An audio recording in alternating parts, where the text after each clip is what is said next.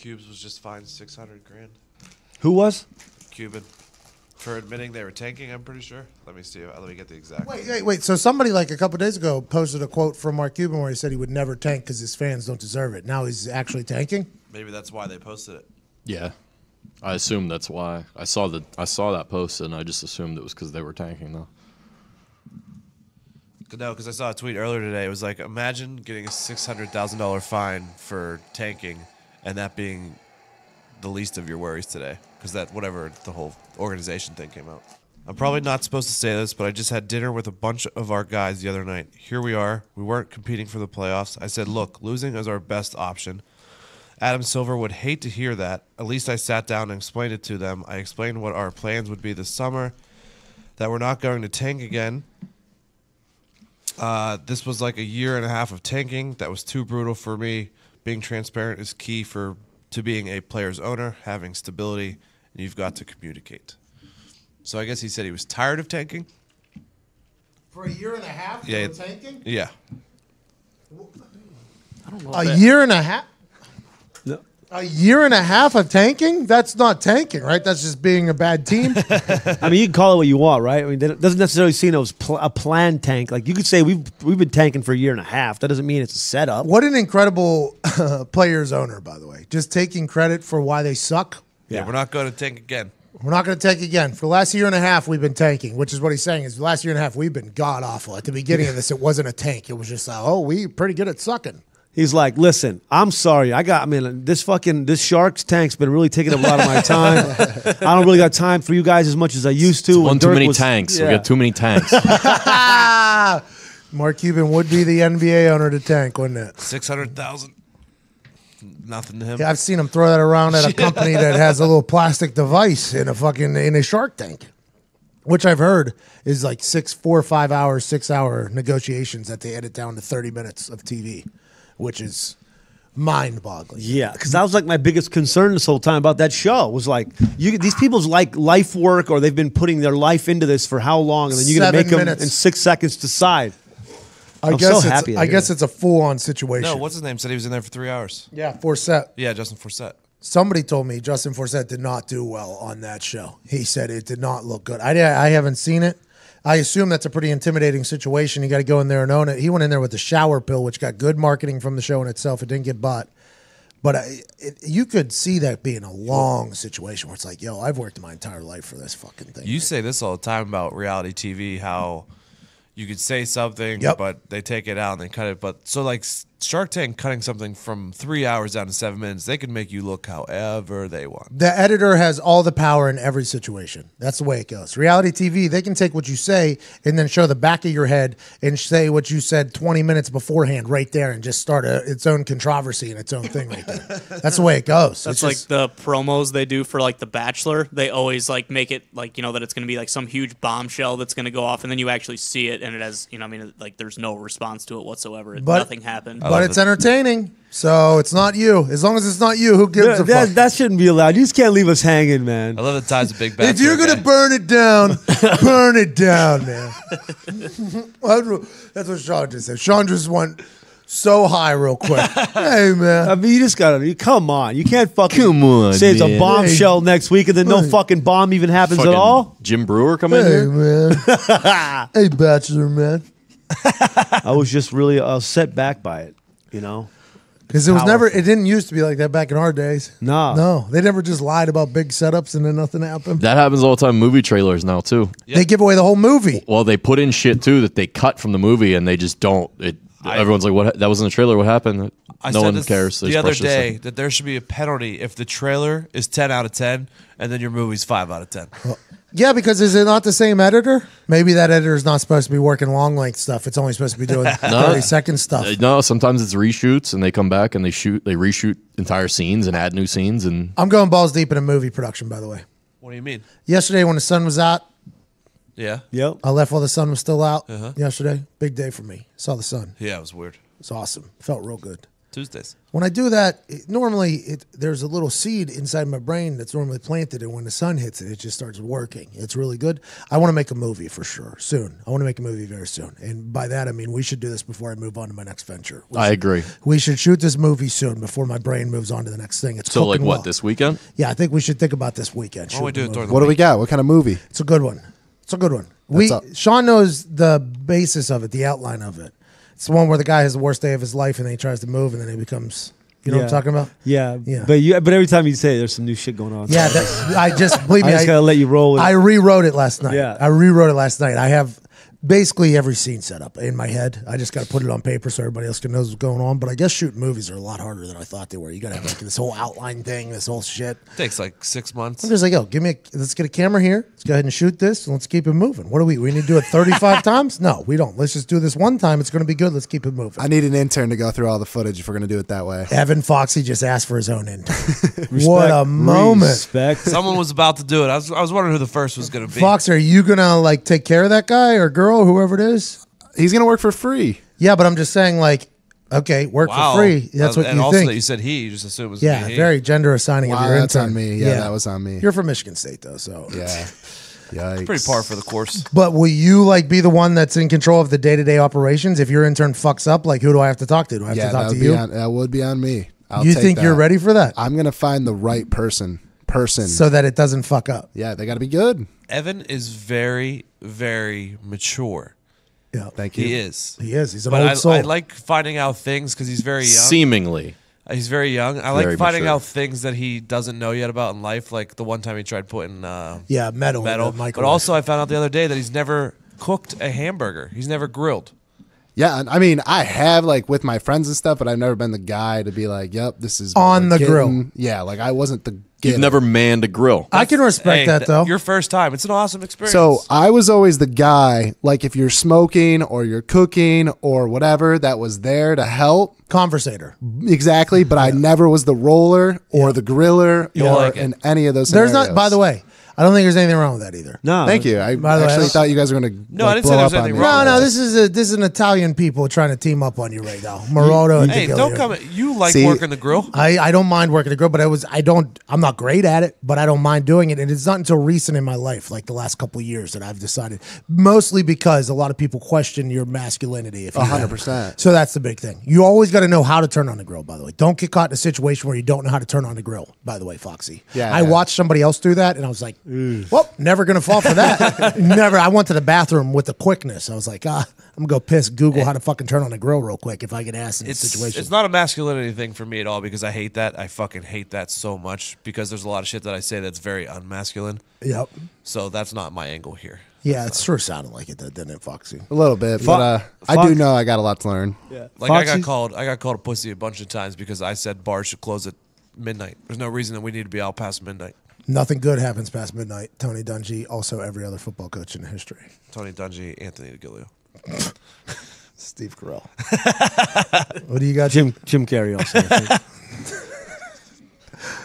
The pen is. What a movie! So we didn't talk about that movie when we were talking about Jim Carrey. What a movie! That's a really Liar, and Yes Great Man. movie. Same movies, right? No. Yeah.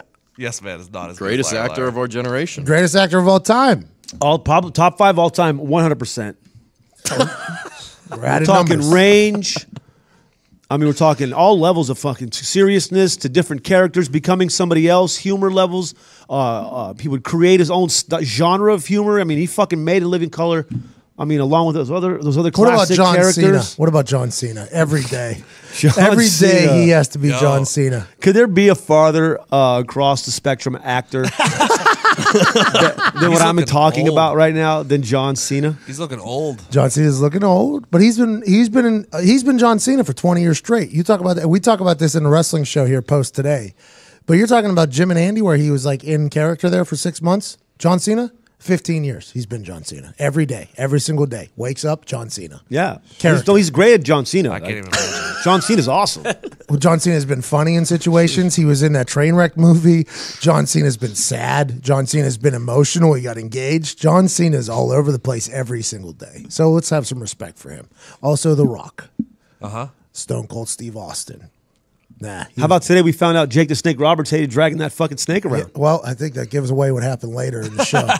But that is wild. Take that out. Edit Teaser. that out. No, it's a teaser. Somehow he still made his way onto the wrestling. He still made it on somehow, Sean. Sean, your little nephew was hilarious at Rough and Rowdy. I'm going to have him cut that shit this week. Send me a clip. I haven't talked about it enough, the Rough and Rowdy environment. I just got to watch it for the first time today on YouTube, the entire video of it. That environment was fucking up. They captured it. They were able to capture it on TV. The environment, I mean. Yep. What do you want me to say? Bless you for your yawn, or? Nope. Somebody said it on Twitter during the I know. Sears I show. saw it. They said you're working with a bunch of serial killers. Yeah, everybody knows that I'm a big if this then this thing. Maybe you should bring a little more energy to the show, Pat. Well, I'm just saying when I yawn, it's a test. It's not I'm tired. I'm tired. I watched My Friend Dahmer this weekend. I'm thinking I'm surrounded by serial killers. Could be anybody. Why? Because we don't yawn too. Yep. Isn't that like a good thing? No, it's a bad thing. Very bad thing. Dr. Phil says it. Everybody says it. Wow.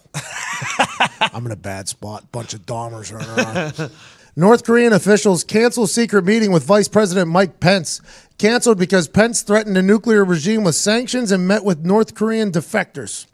So whenever somebody cancels something that's secret or surprise, that's one of my favorite moves. Like whenever Trump came out and he canceled his surprise visit to the DMZ or whatever or something like that. Like, okay, so it was a surprise, so nobody knew about it, and then you canceled it, so you wanted to let people know that there was a chance that there was potentially going to happen. And that's what happened right here. I love this move. I want to let Mark Cuban know that I am canceling our official Shark Tank meeting that I was going to surprise him with if I ever saw him. If I ever saw him in a public place, just let him know that. Yeah, you have that new thing for the shoes, right? You have some gadget that goes with shoes that does some other thing. Yep. It does a curling. It does a curling wipe. It's like instead of using a broom, it's just one shoe is for sliding and the other shoe is for mopping or brooming. So you can just shuffle all the way down? Yeah, so you just shuffle in front of the curling rock. Yeah. It's really going to change the way the game is played, but I think it's going to make it a lot more enjoyable. So it's a broom/shoe. It's a shoe broom. Smart. And it's also for the house, too. It's a shroom. Yeah, it's a shroom. Shroom. It's a shroom. The shrooms. Yeah, and also, this is something you should really create. We should really create. Like the Swiffer shoe. yeah, both shoes, Yeah. Swiffer shoes. So then You just skate. You're literally just walking and skating around. Oh, you the go like house. that. See, I'm doing long strides like the Netherlands. You do that, but I do sometimes. I'll normally do the 1 foot drag, and then bring in the other one, and then the other one. So I'm going in. I'm more like like the roller skaters back in the day on The four wheels. Yeah. I'm coming in like this. You know what I mean? You mean with the big stopper in the front? Yeah. Do the whole thing with the kick, sweep left. Yeah, but sweep then right. is that pulling it in or pushing it out? No, it's just collecting it on the shoe, bro. I'm gonna get a push off the carpet, and I'm gonna do both feet sideways like this. Yeah, like And just bring it to the end, and then come back down the middle, right to the other side. So clean. it's gonna have wheels on the bottom. No, I'm just a good clean push off. You gotta get a clean push. So you can Oh, fucking- you're gonna slide like when they finish the end of the ski run. Yeah. and they come down those two on the side. Like Yeah. that, like that. I because don't. then you're gonna have to put grip on these shoes, these cleaning shoes, if you're gonna want to get that type of momentum. So maybe you put the grips On the outside. on the inside. So you go on the inside and then you slide. No, Maybe keep them on the toes, and when you slide, toes up. Outside. You got to push off the outside. yeah. Still gonna drag. It's gonna drag. Anyways, just know, Mark Cuban, that meeting that was going to Yeah. happen right there, the surprise Shark Tank meeting at anything we were to get, has been canceled. It's my favorite move. It's one of my favorite power moves. Canceling surprise shit. Nobody knows it's going to happen. I'm canceling it. I don't know if I want to keep this surprise or not. I kind of want partners, though. All right, I'll tell you. I love good ideas here. We've always said we love good ideas here. Isn't that something we've always said? I mean, it's right there. It's written right there on the wall. We love good ideas. Pat, you may have to park at one of our houses. Okay. But between everyone in this room besides you lives between 1.2 and 1.5 miles away from the office. Okay. Okay? I'm going this weekend to get rollerblades, and I'm going to rollerblade to the office every day. Now, if anyone wants to join the rollerblade gang, Nobody's going to do they it. can. Is it gonna be unis? It's jogger. It has to be jogger season, so they don't drag. Okay. Yeah. I'm not gonna wear jean shorts and do it because. What do you need my car at your house for? No, I'm saying if you want to join the rollerblade gang, you drive to our house. Oh, it's like a bus stop, and then rollerblade from so our it's house. like the rollerblade stop. Yeah, got it. And you rollerblade from our house. I think I'm just gonna have Pat pick me up, and we're just gonna ride by and I think it's roll not the bad. window down. I'm a bicycle guy now. What are you gonna say, Nick? What are I thought something else. What did you think was coming out, Dick? I don't know. Say the word you were thinking, Dick. Nah, this is a safe house. You can say. There's only the people in the room going to hear it. Go ahead and just let it fly, on, Dick. let it fly, bro. So there you are. Sean, you're from You're Santa Monica. skating. Nick I'm not from rides by Santa you. Monica, first of all. Whatever. You're skating. Nick rides by you with the window down. Yeah. What's Nick going to scream what's to you? Nick gonna Dick? scream? What would I say, Diggs? What do you think it's going to say? Loser. I thought it was gonna yell loser. Oh, is that what you thought? Yeah. Sure didn't feel like it whenever you said that, didn't it? But Sean, Nah, I mean, not at all. You've grown up around peers. Did you ever rollerblade? I think I saw him on the back of Golden Grams for like about a year and a half, and I was like, "Yo, man, they're really doing those cones and stuff." And then I had a pair. Then I had a pair, but then they just didn't fly, bro. They were too heavy and too weird. I hear you. I hear you. Back of Golden Grams. You're a fucking idiot. Dude, the back of cereal boxes used to be the best. The best. How many fights you get in over that shit? I'm fucking still reading it, man. You know what I Dude, like? Fruity back? Pebbles used to have like some real challenges, you know? How many limes grow in a lime tree? Oh, that's good. What are those ones called? All of them. Mazes that you draw? What's black and white and red all over? Newspaper. Oh, that's pretty good. I used to rollerblade back in the day. I used to rollerblade too. Played some just street rollerblade. hockey on the blades. What gets wet as it dries? Oh, I don't know. A towel. No, it's not right though. It does get wet. it's as dry. it dries. I'm drying, but it is not drying. It is currently getting wetter. Don't break down this one. He's gonna do it. It dries you. Yeah, but So it, technically, It's drying. it dries. As oh, it gets wet. yeah, it does, doesn't it? Because it dries something. It is not itself being dry. There was one with a shadow this one time on a popsicle stick. Those are the best. The answer was a shadow. And you have to eat it to get the answer? Yeah, and I was a large group of people. I was with a large group of people who thought I was the dumbest one in the group for sure. And that question was asked. there. And I just said it out loud. And I've never seen an entire place just go, what? Whoa. It's that's the test you gotta take, the Wonderlic. Yeah. Can't be too smart, you overthink it. Can't be dumb enough you can't read it. But if you're right there in the middle, Right, if that you're sweet just spot. coasting right in that sweet spot, you're gonna dominate that So one. all the questions on the Wonderlic come from popsicle sticks. It feels like it, yeah. Like redheads like ice cream. Charlie has red hair. Charlie likes ice cream. Is that statement sometimes true, always true, or rarely true? It's like the smart people are like, "Well, is this factual or is I'm a redhead? I don't like it." And I was just like, "Yeah, always true, bro. Charlie loves ice cream. If this is the case," and I was right, and the people who overthink it are wrong. And that's just picture 50 of those in 15 minutes, and however many you can get through, you can get through. I got like 30 something out of 30 something. So I got 4 that I didn't read. They were long questions. I was like, "Yep, see you later." It was like question 5 was like 2 paragraphs. I'm like, I don't think I've read that much in my life. I'm going to go ahead and get on out of here. I had a good run, but my super smart friend overthought everything. So you can't do that. And that's on me. You know what I mean? Good compliment for yourself. Hey, are you a Jennifer Lawrence fan? I don't really know her that well. I know her from the thing that I don't like to speak about. Do you see this picture where like she's with 4 dudes and they're all wearing like pea coats and she's wearing a dress? Yeah, and I saw the Twitter had her trending where she was like, "Yeah, it was a great dress. I'm going to show it off." It was out there for it 5 minutes. She goes, "This Versace dress was fabulous. You think I'm going to cover that gorgeous dress up with a coat and a scarf?" Because of course, fucking feminists were outraged that no one gave her a coat and were making her stand out there in just a dress. Yeah. So what happened? They said that what happened? Like she was, so they went outside to take a picture. She said they were out there for 5 minutes. And feminists are saying That it was ridiculous that everyone else got to wear coats and that she just had to wear this dress. Okay, so let's talk about this because this is like whenever you're in something. Why didn't they call her a hardo? Like, why didn't they what give her about a hard equality time for here? showing off? If Smitty does that, they call him a hardo immediately, just for future reference. But I always stand whenever a lady comes into something and I'm sitting down, even if there's seats open, right?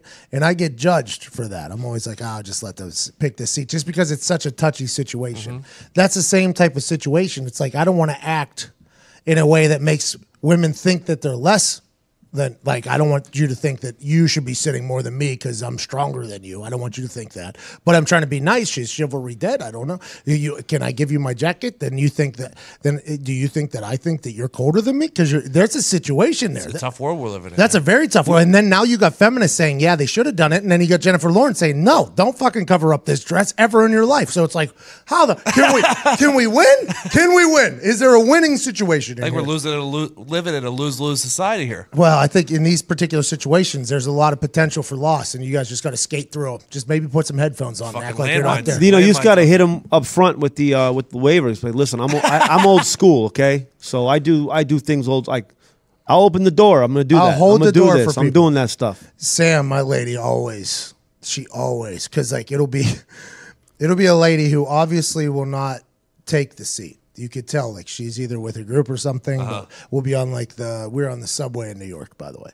So there's this lady who was obviously not going to sit down. She walked in, she was pissed off at her kids already, whatever. And I just stood up and I was like, "Would you like a seat?" And she was like, "No." And I was like, "Okay." And I sit back down. And Sam's like, "Oh, real fucking knight in shining armor right there. Just got yelled at in front of all these people." And I'm like, "Thanks, Sam. I appreciate that." I'm trying to be a little chivalrous here. I don't know what to do because it is an awkward situation. Yeah. I would do the same. I would have done the same thing. Because nowadays, with this Jennifer Lawrence situation, there really is no winning. Because if you look at a lot of situations, there's no winning. Like if somebody was to do the opposite, it'd be like, well, you're going to get crushed for that. You're just going to get killed if you do that. It's an interesting world we're living in. Just got to skate through the IEDs, bro. Just got to skate through them. Just hope you don't. That's what I'm be doing on the way to work, but instead of IEDs, it's going to be potholes. It's going to be glorious. Everyone's going to be jealous. It's going to be a good workout, guys. How many days does he rollerblade before he quits? None. He does it one day. No. Yeah, Diggs will do it one day. You're giving him too much credit. No, he'll do it one day. He's going to do it half the day. Then he's going to get a ride home. Uber home. He's going to Uber home. He lives with the office. He's not even going to buy the rollerblades. These are all plausible. But in your head, you're like, man, I wouldn't mind possibly one day rollerblading. I just picture him looking real dope with some dope-ass thick... Nobody's ever said. By the way, nobody's ever said what you just said. Nah, man. Nobody's ever said what you That's said. some JV ass shit. The rollerblades are built not to look good. Like that's the purpose of rollerblades. They're so big and fat and clunky. They're not supposed to. I'm talking about it. Hey, you should wear. Why don't you put on some baggy ass pants too and jump off the walls and shit? Get the grinds and the metal part in the middle so you can grind. I just might go hit some fucking park benches. If you're gonna rollerblade and you don't get the ones with the metal thing in the middle and between the two wheels, you're doing it wrong. I think I used to have shoes that had that. The wheelies. No. Like I think they were called grinders. It's a grind plate. Yeah. What? Fucking grind plate. Who had those? During my parkour days. I remember kids had those. I didn't know you were one of those I don't know kids. if I did or not. I just remember them being a thing. So it seems as if somebody else had them and you just put yourself in them. But I did have... I did have the Dadas with the spinners. Okay, I could respect that move, by the way. I could respect the Dadas. Timbos. Everybody had Timbos. I had some big brown Timbos at one point. Yeah, we all I don't think you had the grinder shoes. I don't think I did either. That was more of a skater thing. I never had a skater face. Me neither. We played sports all the time. That's probably the issue. I can't even stand on. I was friendly with people that were skaters. Yeah. Mostly because I was just so mind blown by what they were doing. Because as soon as I would try to stand on one, schoolboy. Yeah, I tried to skateboard in like 8th grade. I was no good. I think Pittsburgh's a tough place to skate. A lot of hills, man. There's a lot of hills. I think that's a tough place. You got to have the commitment level to be I got into BMX for a little bit. That was fun. Mm-hmm. I did that. A couple dirt jumps. That was a good time. Oh, yeah. We did a lot of biking. Biking was big. We had Tons the of trails jumping. right behind our house. We did. We had good trails that connected the top of the hill to the bottom of the hill, which is where everybody lives in hills in Pittsburgh, by the way. We're in the East Hills. That is the actual description of where we live. My mom grew up in Churchill, my dad in Forest Hills. Everything's a fucking It was hill. a department store called no Hills. It's literally just hills is everywhere you're at. And the connection of stores between, or the connection of the hill between the holler was all these was these trails. I lived at the bottom of the hill, so we got flooded a lot. Like shit ran downhill, literally, and we were down there at the bottom just collecting it. But the trail started there and would go all the way up. Man, I spent a lot of days biking up those hills. And also rollerblading. We had a good summer of rollerblading. I think everybody did that. That was dangerous, though. Like in Pittsburgh, rollerblading was very fucking dangerous. I don't know if you remember, our street was a ginormous hill. Like, big. Going down from my house to your house was... And then you could take the sharp, like the aggressive hill down the right side. There's a looping road that connected the hill. And you could take like an aggressive hill if you want to... Ozark. Ozark. You go down this one road, it's straight down, and then it connects back. It's like we had 2 different grades. You could go down the Black Diamond or you could just go down the casual bunny hill here. But the bunny hill is going to go down for about 10 minutes. It's just going straight downhill. I used to sit, I lived at the bottom. There was a stop sign that connected these 2 streets that were just straight up each way, right? And whenever it would get like icy or snowy, literally we would just sit and watch the stop sign. Cars would just be coming down backwards like... Oh my God, it comes in, bang! Right in the telephone pole. The hills just add such an environment to life. That was like my neighborhood. You've seen my neighborhood, 2 hills, and they all meet. There's a 4-way intersection at the bottom of 2 hills. So it was like you would fly down these hills on your bike or rollerblades or something, and it was like, are you going to chance it and blow through this stop sign, or are you going to bail out and dive in somebody's yard? And yeah. It was a real life and death situation. Good times. Rollerblades were aggressive decision, hindsight. I went to the roller skating rink a lot with the fat wheels and the high boot. I mean, the low boot. But after a while, we took that shit to the streets. We just wasn't enough to be in the skating rink. We had to fucking be out in the streets. What was that, Harmerville? Yeah. They had a skate rink. We had Chess Arena. Yeah, Chess Arena. We had a skate rink everybody would go to. Like, it was real hood situation, though. There were some white trash motherfuckers rolling up. If we went roller skating right now, you wouldn't believe how amazing I am at roller skating. Is that your thing? Oh, I was a fucking beast. As You a could kid. like do the squat down with the leg out. Oh yeah, I never paid for any concessions. I just won Really? all the races, all the shoot the duck contests, just free sodas and fucking candy all day. Yo, did you ever do any Lords of Dogtown type stuff out there? No, I was a little too young there. Who's that dude that killed a guy? I'm from Dogtown. For Dogtown. Do you remember that? That homeless guy? Yeah. Search this. Somebody. You got your computer out. Search this. Search the homeless guy from Dogtown. Okay. He murdered a guy in Ohio and got interviewed directly afterwards. That guy. I'm from Dogtown. Yeah. Bro. Yeah, he's like, cove. Yeah. And he comes at me and I'm like, pow! It's wait till you hear He's like, whoa. The homeless hitchhiker from Dogtown? Yeah. 6-minute video. Yeah. Go ahead you and gotta press play on that. Dude, this guy's. How have you not seen this? I don't understand. You guys are supposed to be on the internet, huh, Nick? Jesus. It's like one of the most I've played seen interviews it. ever. I got it once you start talking about it. Went straight out of Dogtown, skateboarding, surfing it up. Before I say anything else, I want to say no matter what you've done, you deserve respect. Even if you make mistakes, you're lovable. And it doesn't matter your looks, skills, or age, or size, or anything. You're worthwhile. No one could ever take that away from you. That guy fucked up when he was a kid, by the way. Keep it going. Keep it going. I was in the passenger side of this fucker's car, and he comes over on there. Hold on, He was over by the recycling there's something playing in the background. I was gonna say, you got 2 tabs up there. What What Jesus is Diggs Christ. doing? It's outside the fucking Pittsburgh fucking Penguins game. We're recording a show right now, and he's got 2 tabs running videos right now. Diggs' brain. Must be fucking, man. Like, what's he talking about? I didn't take him seriously at first. He comes driving down this way. He's like, you know what? I come to realize I'm Jesus Christ, and I can do anything I fucking want to. And This is on watch local this, TV. Bam, and he smashed into this fucking guy right there, pinned him in between that fucking truck. And so I hop out. I look over, the guy's pinned there. I mean, like, freight train riders know this. Like, if you get pinned between something, do not fucking move that shit, otherwise you bleed out. Like, motherfucker, I ran in, I grabbed the keys. He's fucking sitting there like nothing even happened. And like fucking like, man, if you started driving that car around again, man, there would have been a hell of a lot of bodies around here. Fucking, I hop on out, and so I grabbed the bag, I threw it over by that pole right there, and then fucking Buddy gets out, and these 2 women are trying to help him. He runs up and he grabs one of them, man. Like a guy that big can snap a woman's neck like a pencil stick. So I fucking ran up behind him with a hatchet, smash, smash, smash. Yeah. The lady said you saved her life. She was the one who got grabbed by that fucker. You know what? Fuck is cool. That guy ain't. Shit. How'd you? Just killed a guy. Hitchhiking. Good thing I was hitchhiking.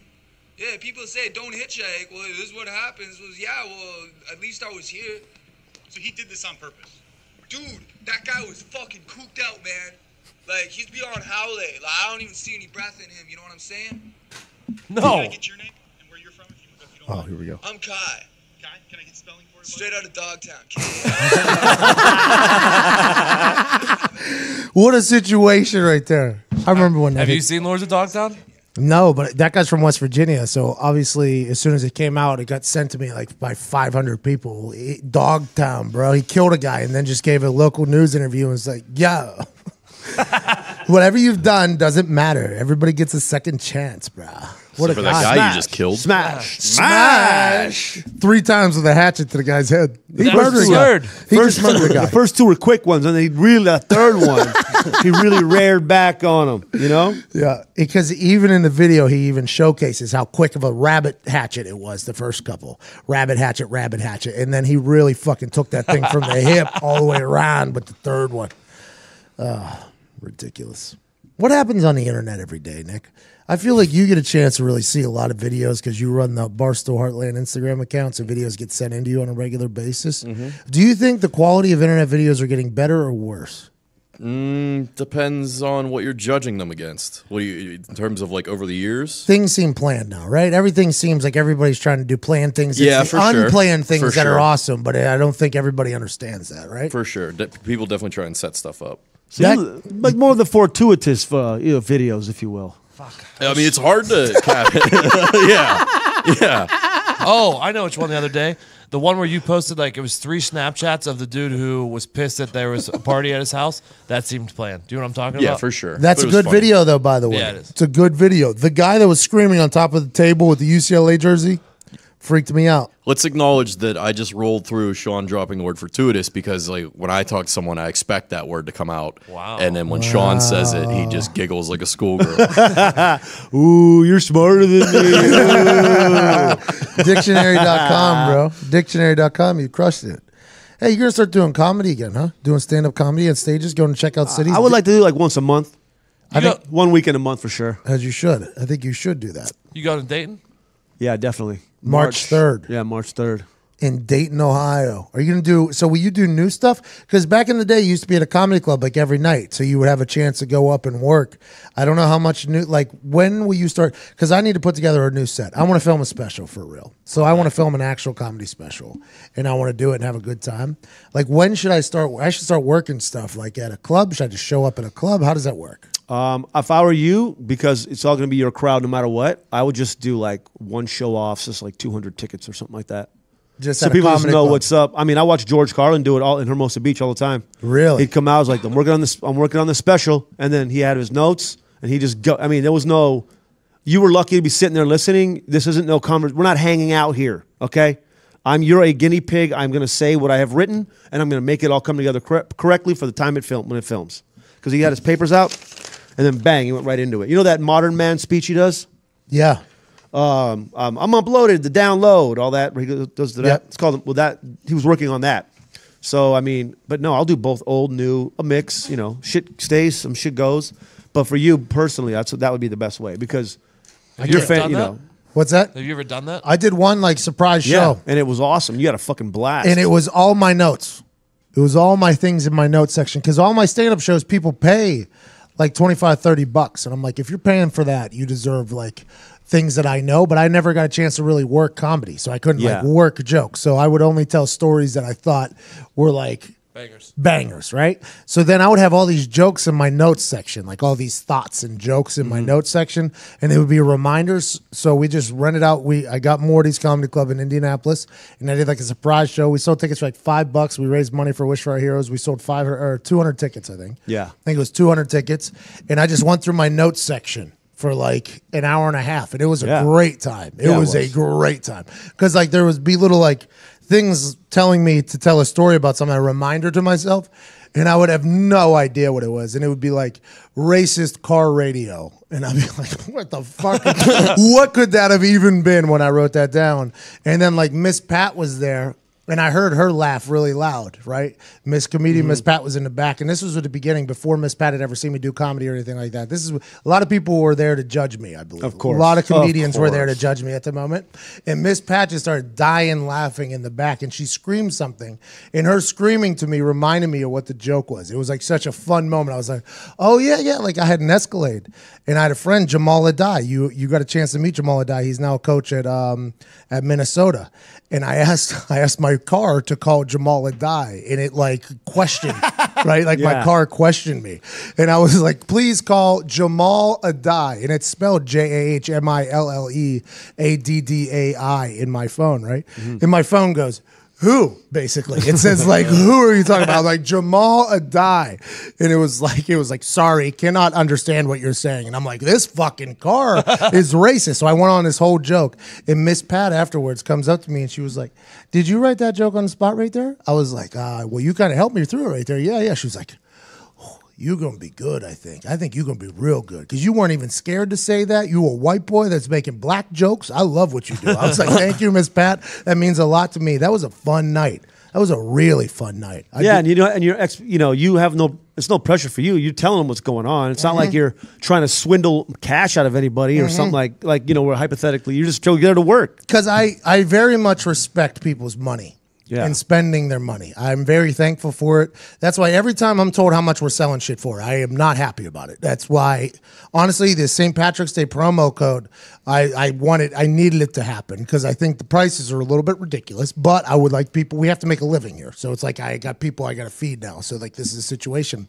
But I do believe like those types of things, if we just be like, hey, listen, this is shit that I've never said in front of anybody before. These are things I think could be good. Come do this. That'd be a fun night, I think. That'd be a really fun night. Yeah, you just make it a strict no cell phone room, like strict. I feel like you could do that at the office. Not that you want to open it up to everyone, but in here? Yeah. But it's also good to just cool. like, since everything is so close, you could do like a one-off in so many little cities real quick and be back. Like Cincinnati type shit. Cincy, Louisville. Nashville. Any of those like just... Yeah, those clubs are all they all feel good, and then you can all work on that set by a smallest amount of people at a time. So the least amount of people are also seeing the material. I just feel like nowadays though everybody sees it. If you bomb nasty, everybody's gonna see it. It's gonna be on your. It's gonna be if you crush, everybody's gonna see it. It's one or the other. There's like no way to keep anything sacred. I think now in those smaller rooms like that, all you gotta do is make an emphasis with the club that you're very like. I mean, I've been at clubs where, like even with Gabriel, we were on fucking standby. Like in certain clubs, we'd be standing on the side for cell phones. Yeah, and as soon as we get we had red light on them, we had these little lasers. As soon as we saw a phone go up, laser, then somebody would go over there. They did it again. They were out. Kevin Hart. I went to his show at Lucas Banker's Life Fieldhouse, and he had 4 or 5 people going before him. Each one of them said 3 to 4 times.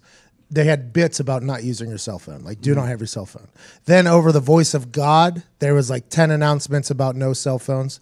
They said they hired triple the security normal so people will walk around and get your cell phone. If you even see a cell phone out, you are gone. Yeah. And it makes so much sense because if you hear this music, if you hear a song, you're going to want to hear it again. But with comedy, if you hear a story for the first time, that reaction is the one that you want. Mm-hmm. If you see it on the internet, you're going to be like, oh, maybe I won't buy a ticket because I already saw the story. It's a big deal, It's a big deal for comedy. It's a weird world out there, but I want to put a special But together. those crowds, the benefit is how amazing that little rooms are because they're so like happy they even got in.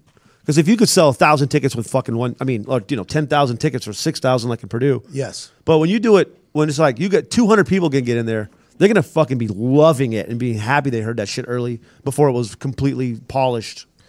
I want to do that, though. That's something I do want to accomplish is put a cool special together. Post-retirement, obviously. Just kind of really tighten her up. Because it seems as if Netflix is giving specials to everybody. Fucking everybody, by the way. Might as well get some money. And Vince was telling me apparently you can do. Yeah, it would be good to get the Netflix money. You could do like an hour. Oh, why even do Netflix? You could just release it off your own shit. Just like sell it for 99 cents. Yeah, $2. Yeah, right on the fucking platform. You already have. Well, it's all right, so tell Mark Cuban that we're not the surprise Shark Tank pitch of selling our own DVD is canceled. Tell him that. I'll tell him. When we tell our own. No, DVD. Ty, you better tell him. Ty, tell him it's off. What did you say, Tell Diggs?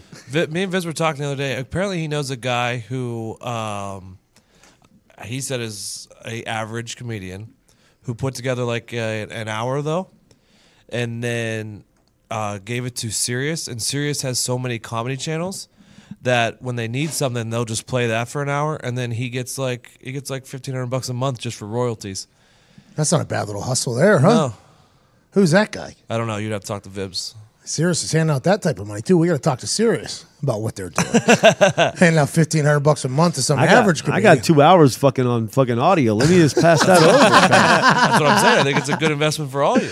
Lindsey Vonn wins bronze in women's downhill in what is predicted to be her last Olympics. Becomes the oldest female alpine skiing medalist. I guess that's a very difficult sport to do. Tough on the legs. Hard on the legs, I guess. Especially, hasn't she had like multiple knee surgeries? Yeah. She tore ACL twice in one off season. That rehab had to be terrible. terrible. I couldn't even fathom that. Rehab is a kick in the dick. She's gotten really famous, by the way, for not winning that many golds.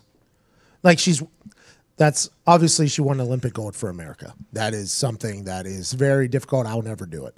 But it's not like she has like Shaun White numbers or Phelps numbers or anything like that. She is a monster in her sport, like trailblazer in the alpine skiing. But she doesn't have like. I was very surprised to hear the whole story of how injured she is, how she finished off the thing and everything like that. Because in my mind, when I hear Lindsey Vonn, I just think she has like 45 gold medals. Like she wins everything. And I guess that's not the case because it's such a hard sport. It makes sense. A good personality. She's good looking. She dated Tiger. That didn't hurt. Yeah, dating Tiger's a good move. Also, good move. Busting Tiger's window out with a golf club. Such a fun move to do. What a clean shot. Serena Williams says she almost died giving birth and pleads for affordable health care for mothers and newborns. That's crazy. If one of the most powerful women in history, like literally could beat men in her sport, almost dies, the risks of childbirth are scary. So scary. So scary. I'm happy we didn't get that, by the way. Yeah. I'm happy that we didn't. What was that? The Y chromosomes. I'm happy we didn't get that. Every month we have to deal with a replenishing, and it's like an entire system. Seems like a lot. Did you ever get your wisdom teeth taken out? Nah. Yeah. Respect. You, Sean? Yep. At least 3 of them, 2 or 3 of them. Maybe, I don't know. Maybe all 4 of them. I can't remember. Still got all It's good mine. to know. We're some wise motherfuckers. Yeah, we are. That's why we're wise. Yeah. You can ask me questions, by the way, for you. Oh, no, I was For you no wisdom teeth having motherfuckers. I was worried about your health and well-being. You might die soon. Me. Hey, don't What's buy what- it. you don't want them buy wisdom into this. teeth, bro. They're not- there's nothing good about He 'em. tried doing this to me. Don't buy into this. He's Nah, gonna you can't do what you. I've had an edible or 2 already. I don't think we need to be putting a little seed in my head that I'm going to die because of my wiseness. He's gonna tell you. I You're mean, gonna get lockjaw and people stuff have like died For less. from wisdom teeth. Doing what? Not Hey. to mention they're pushing the other teeth all up in the fucking, you know what I mean? That shit starts rearranging shit. Hey. Well, they said that. I just got it drilled down. They say, don't buy it. They tried doing this to me yesterday. I did the little bite thing in the X-ray thing where you're not allowed to move thing. Oh yeah. Why is that so uncomfortable? By the way? There has to be an easier way to do it. Can I not just take a selfie of my fucking teeth? What am I chewing down on this random piece of rubber? What you Yours need to was do rubber. is Mine was like fucking hard plastic. Well, right? yeah, it's plastic and it makes me vomit when it's Yeah. back air. I would not be good at the thing because it's back air. That and the strep test are just unnecessary. Unnecessary. Have we not made modern advances in technology? It's insane. You're telling me my wisdom teeth going to kill me? Yeah, that's why they get taken out in most people. My tonsils are still there too, by the way. Stay out of my neck, cuz. Ditto. I still got tonsils. You're safe there. Oh, so this is only because you don't have wisdom teeth? You're trying to make everybody else feel bad about No, it? these are facts. From who? Fact Town. You heard it. Not from who, from where. And I'll tell you where. Fact Town. Dog down. No, this is Fact Town. It's right around the next. You can't trust city any over. study anymore because whoever's paying for the study to be done, it's going to be persuaded in their way. That's probably like big doctor dentist organization telling you that you need to pay us more to take out teeth. You just got hustled. You're welcome. Good for us, Diggs. Thank you. That's that why shit we still get. They teamed up with Big Cotton Ball.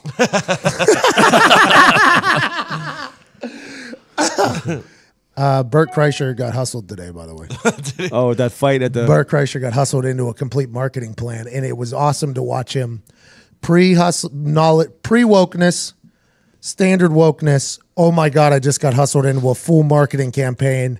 Now I'm impressed. I love the guy that just hustled me into a market. It's that 6'9" guy, 6'9", Look at how far it made it. You know that guy with the 6 and the IX? He's got the pink hair. He's a rapper. Oh, yeah, He yeah. staged a brawl at LAX at the airport, and he's got an album coming out in like a day or something like that. And Bert Kreischer at LAX is getting off his plane, and he's talking into his IG story. He's like, oh my God, guys, there's cops everywhere. There's this big brawl right at LAX, TMZs everywhere. And then the next video is like, I'm being told it's 6'9". Is that his name? 6'9" and his boys got into a fight. And then the next one's like, I think 6'9" marketed. This is marketing. Oh my God, this is the genius. 6'9" is a genius. He's got me completely. And he talked about it for like the next 10 minutes. He's on his plane to the next place. He's talking about how he got hustled into a marketing campaign. What a good idea. Just like Snoop Dogg pushing the car.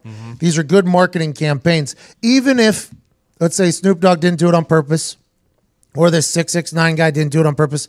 By the way, got into a brawl, a melee, and had nothing wrong with him. His chains were still on, and he looked really good. If you get in a brawl in a melee and your chains don't get snatched, at all. It's fake. There was 4 on. He had 4. Where are all these people getting all these chains? But they're expensive, right? Is he getting Chain Town. Are they getting out loans? Are they getting out loans? Do rappers get out loans for these things? Because like whenever I see these photos of these people and they're holding up massive amounts of money, I'm like, yo, that's a massive amount of money. Like I don't even know.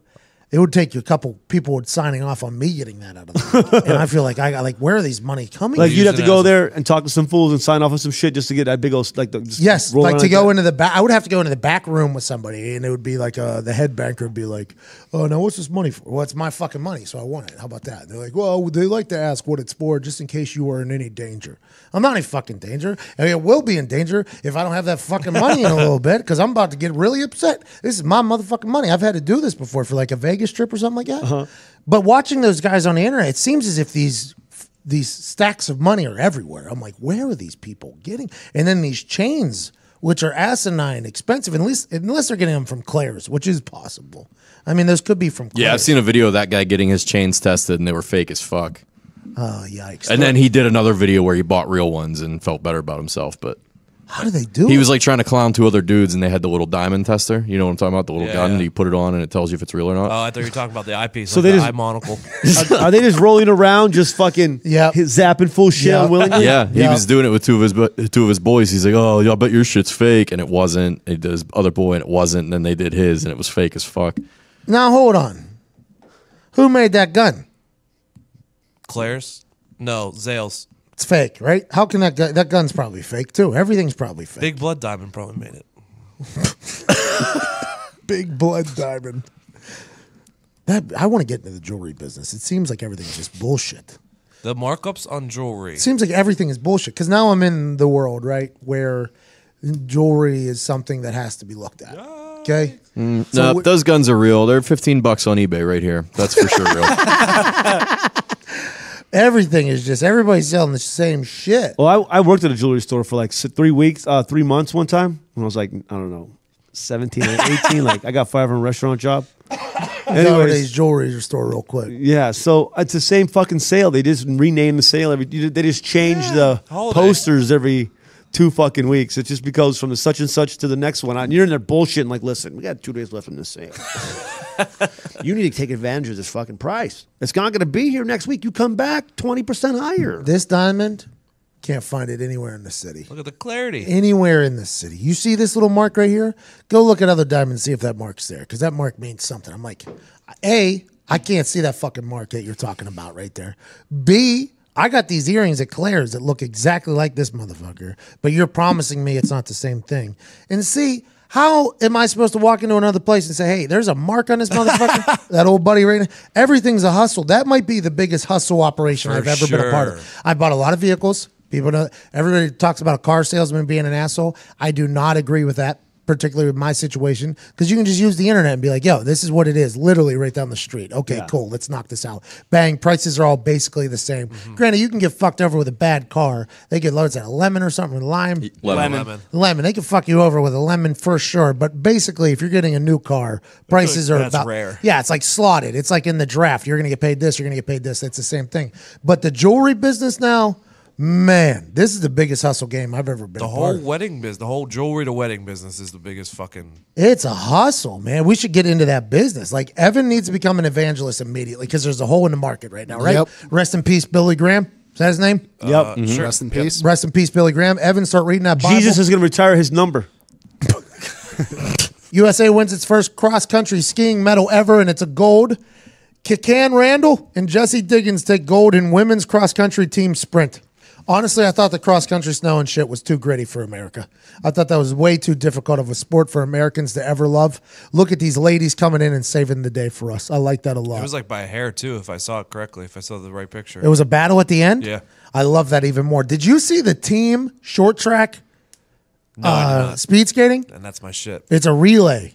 So, like, they just bounce in and out and, like, push the other person. Hang on the walls. Yeah, no, they're in the Well, inside. they are. Yeah, they're in the inside, and they're like the replacements are like skating with the pack just on the inside, and then like at this one time they jump in front, and then somebody pushes them, and they all just kind of like it's like a choreographed thing. The Italians ended up coming in second, And then a team that didn't even race ended up in third because the two China and somebody else got disqualified because there was an actual kick, like in the last lap. During the last transition, the last push off, the one Chinese person fell while racing and like kicked somebody to trip them, and bang, they go down on the ice. I was like, and the commentators act like it didn't even happen. I'm like, if that's legal, this is my fucking shit. Roller derby, speed skating. That's what's going on right now. And then afterwards, they're like, we'll see if there's any penalties. I'm like, any penalty? Is there penalties in this? And they're like, oh, well, the two teams have been disqualified. Korea wins, blah, blah, blah. I'm like, yeah, no shit. I literally saw her kick a person. It was fun to watch, though, wasn't it? Awesome. I love short track, man. It was incredible. The Italians got second. I forget who got third. Somebody that wasn't even in the final race. Yeah, I saw, who did I see? Somebody was tweeting about They it. were watching the race, and they got third. They're like, yeah, all right. Disqualify the fuck out of all of them. I love it. The short speed track, or short skate speed track, I really enjoy. The speed skate short track. You guys get it. Yeah. Louisville men's basketball team loses appeal and must vacate wins from 2011, 2012, 2014, 2015, which includes 2013 national championship. Rick Pitino's got to erase the tattoo. He's got to erase the restaurant memory. He's got to erase this legacy of his. Rick Pitino's taking a lot of L's in Louisville. There's a lot of L's in there. A lot of L's in Louisville, bro. A lot of L's. And the football coach is the guy that crashed a motorcycle, right, with his side piece on the back. Yeah, Bobby Petrino. Good for Louisville, bro. You can't listen. Number one rule, bro. You can't be taking your side lady on your fucking main bike, dude. With no Have helmet Some on. respect. With no helmet. No helmet. No, you don't think no one's gonna recognize you rolling around with some other chick on your fucking bike? At a red light, when you're on a motorcycle, everybody looks directly at you. That's just the way it is. That's why I am very covered. My whole body is covered. You have no idea. I look like a possible gangbanger on my bike because I don't want anybody to see me, talk to me, because the conversations that could potentially happen are out of nowhere. I went out like my first couple of times motorcycle, and at the red light turned into a full fucking Q&A situation. Oh, you have a bike? Yeah, I got a bike. Oh, all right, we'll see you later. Fuck, now I got to go. Don't stall. All right, keep it moving. It becomes a situation. That guy had so much confidence. He wore no helmet, cheating on his wife, and crashed the fucking thing. Didn't even care. Showed up at the press conference with a neck brace. Like to just brush himself off. What's up, guys? And she worked within the football organization, I'm pretty sure. I'm just taking her. It's a field trip. That's what he said to his wife. It's a field trip. I'm just taking her home. What an idiot, dude. And then now Patino. How come just 2011, 2012, 2014, 2015, 2012, 2013, they weren't good?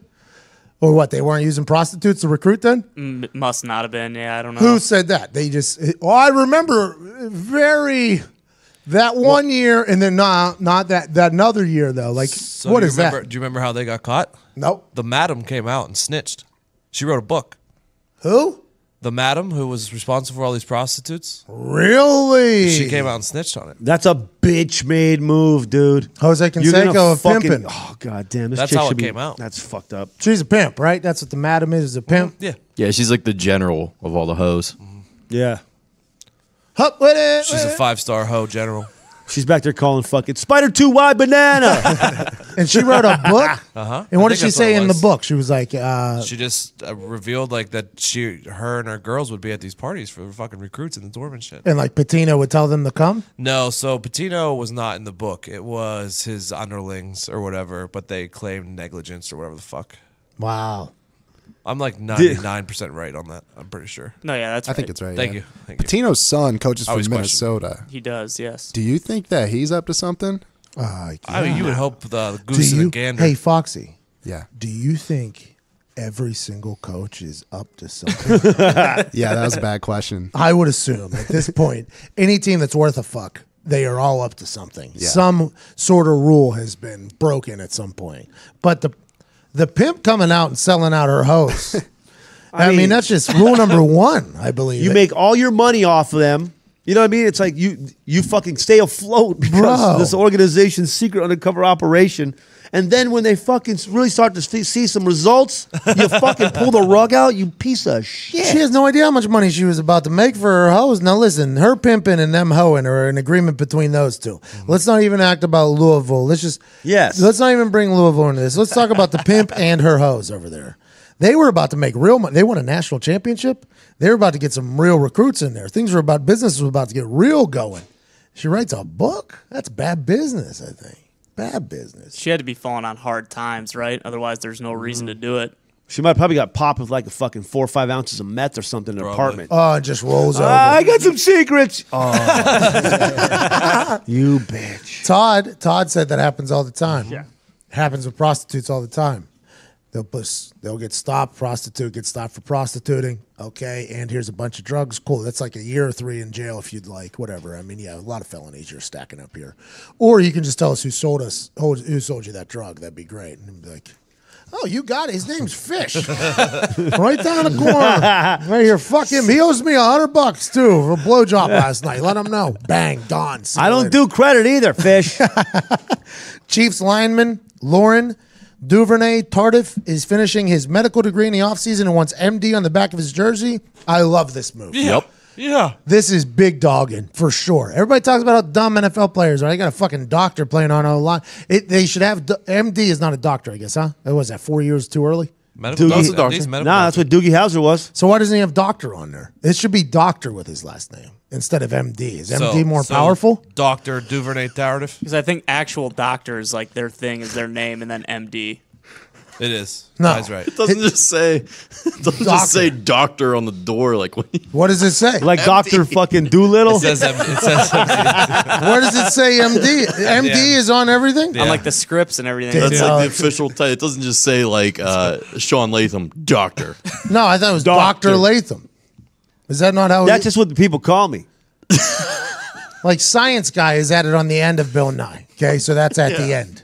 MD is at the end, like science guy. Yeah. Nothing is important unless it's up front. I mean, I don't disagree.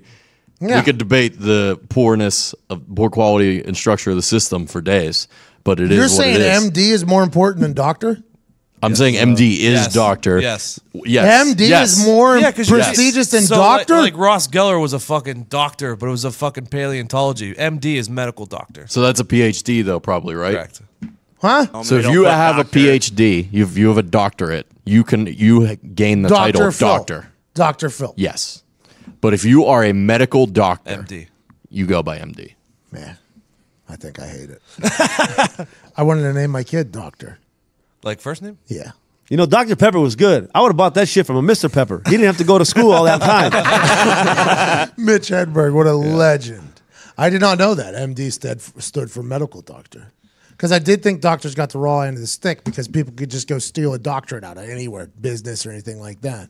Makes a lot more sense now. Okay, good. So if they don't have MD at the end, they're just basic doctor. What is it, dentist? DDR, I think. Oh, so it's not MD at the end there. It's There's a a dental doctor? There's Yeah. a different MD one too. It's not MD. It's like OD. What if you're a psychologist? What's that? That's PhD. That's at the end? So it's Dr. Phil, PhD? It's a lot of words. I don't know if I want that. I wanted to be a doctor. What about Go on. how about a person who majors in philosophy? Like our buddy from Roadhouse, the original fucking OG PhD. Philosopher? philosopher. Yeah, I think they're a philosopher. They don't get to be doctors? They're a doctor name philosopher. Like Dr. Philosopher? No, I think it's their name. You're missing their name in the middle there. Oh, you have to name it. Dr. I just- Latham, philosopher. The easiest way to put it is PhD is doctor of philosophy, MD is medical doctor. Philosophy. Yeah. Doctor of philosophy. I just googled it. That's the Oh, I thought you layman's. said philosophy. No, like philosophy. philosophy. No, he did. He did. You're welcome, did, guys, right? for bringing that up. Thanks for bringing that up. No problem. Wonder how many people are listening to go right now. Fucking idiots. Dumbest group of humans. Fucking dummies. Welcome to the dummy tank. And with I like Nick. I like to know a little bit about everything, but boy, not a lot about much. You know what I mean? Yeah. Just a little bit about everything. Pique my interest on everything. That'd be nice of you. Justin Bieber brings Selena Gomez to his dad's wedding. What a big moment. Chicago rapper Taukio will drop his next album from space. He will travel 100,000 feet up in a helium balloon to the edge of the atmosphere for a playback of his debut album, WWW. I wonder what this dude looks like. I can guess. Because I saw a joke on the internet the other day and I really liked it. Goes, not all white people die in hot air balloons, but only white people die in hot air balloons. Taukio is definitely a white guy. This has to be a white Is he literally dropping his album from this hot air? Like, is he dropping it out of the balloon? I respect it, like the Red Bull guy did. The guy that Just tumbled like a fucking. Because if so, I'm really jealous because I always wanted to do that. And I wanted you to do that, Pat. I wanted you to float over the city of Indianapolis and throw things out of a hot air balloon with little parachutes. Yeah. drop an album. This Taokio's definitely white. He's a white guy, right? Yep. Yeah, I mean, there was no question that that was a white guy. That is the most Caucasian fucking thing I've ever heard in my life. Plus the name of his album, WWW. This fucking guy. Space. Everybody's supposed to be the first person to do some shit from space right now. Like that's the new shit. Elon Musk sends dead people up there. How about Red Bull having that fucking guy up there? Tokyo here. Fucking old Talkio. Do we have any Tokyo's music on Spotify? We got to get in the space game. Who? Us. We should be the first group to ever podcast from space. Yep. I'm not going to. I've been offered to pay $250,000 to go to space. I turned it down. Yeah, let's get a sponsor. Somebody to fly us up there. We'll do the recording. No way. I'm not a space guy. I'm an Earth guy. Live from space. Nope. I'm a land animal. Tokyo does have music on Spotify. Let's give us his top. And the first song is called To Da Moon. Oh, look, this kid's already en route. Barstool Sports own the moon. Let's go, cuz. Okay, do you want to go by most streams? Yeah, like which one's his most streamed? All right, 2 million streams here. Hey, get that mic closer to the piano.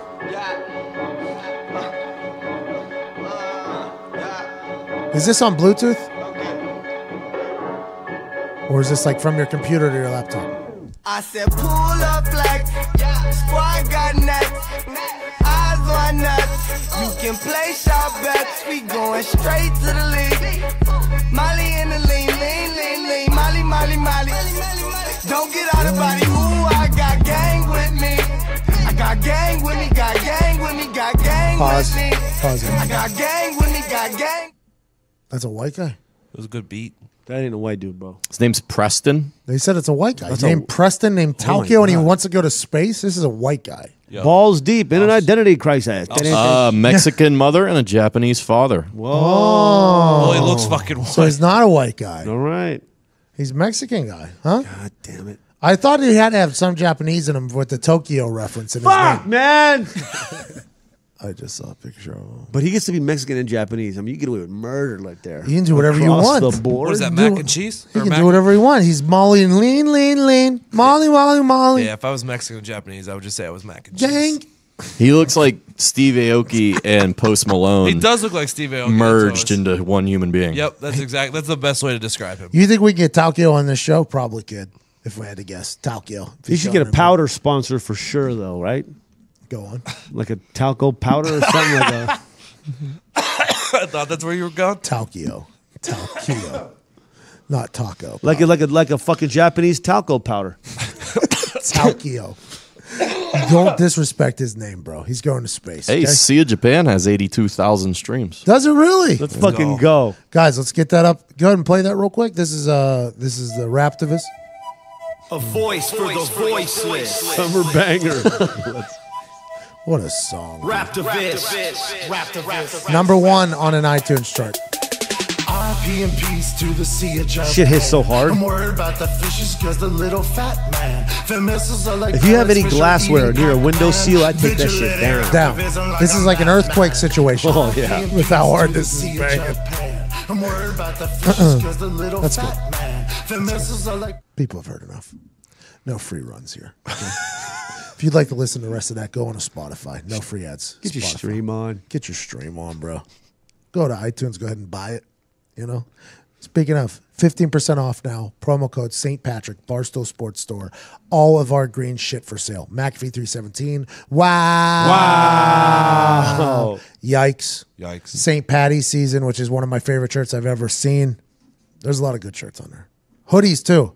And lady sizes. Every T-shirt that you see, when you click on it, has the option to go ladies tee or hoodie I saw a long sleeve too. and long sleeve. More than a dozen former and current Dallas Mavericks employees paint a picture of a corporate culture rife with misogyny and predatory or sexual behavior in new Sports Illustrated story. What a sentence that fucking Ty Schmidt just put together. I was gonna say you had to copy and paste that, right? Did you hear that? Wow. Did you hear that sentence he just put? More than a dozen former and current Dallas Mavericks employees paint a picture of corporate culture rife with misogyny and predatory sexual behavior. Rife.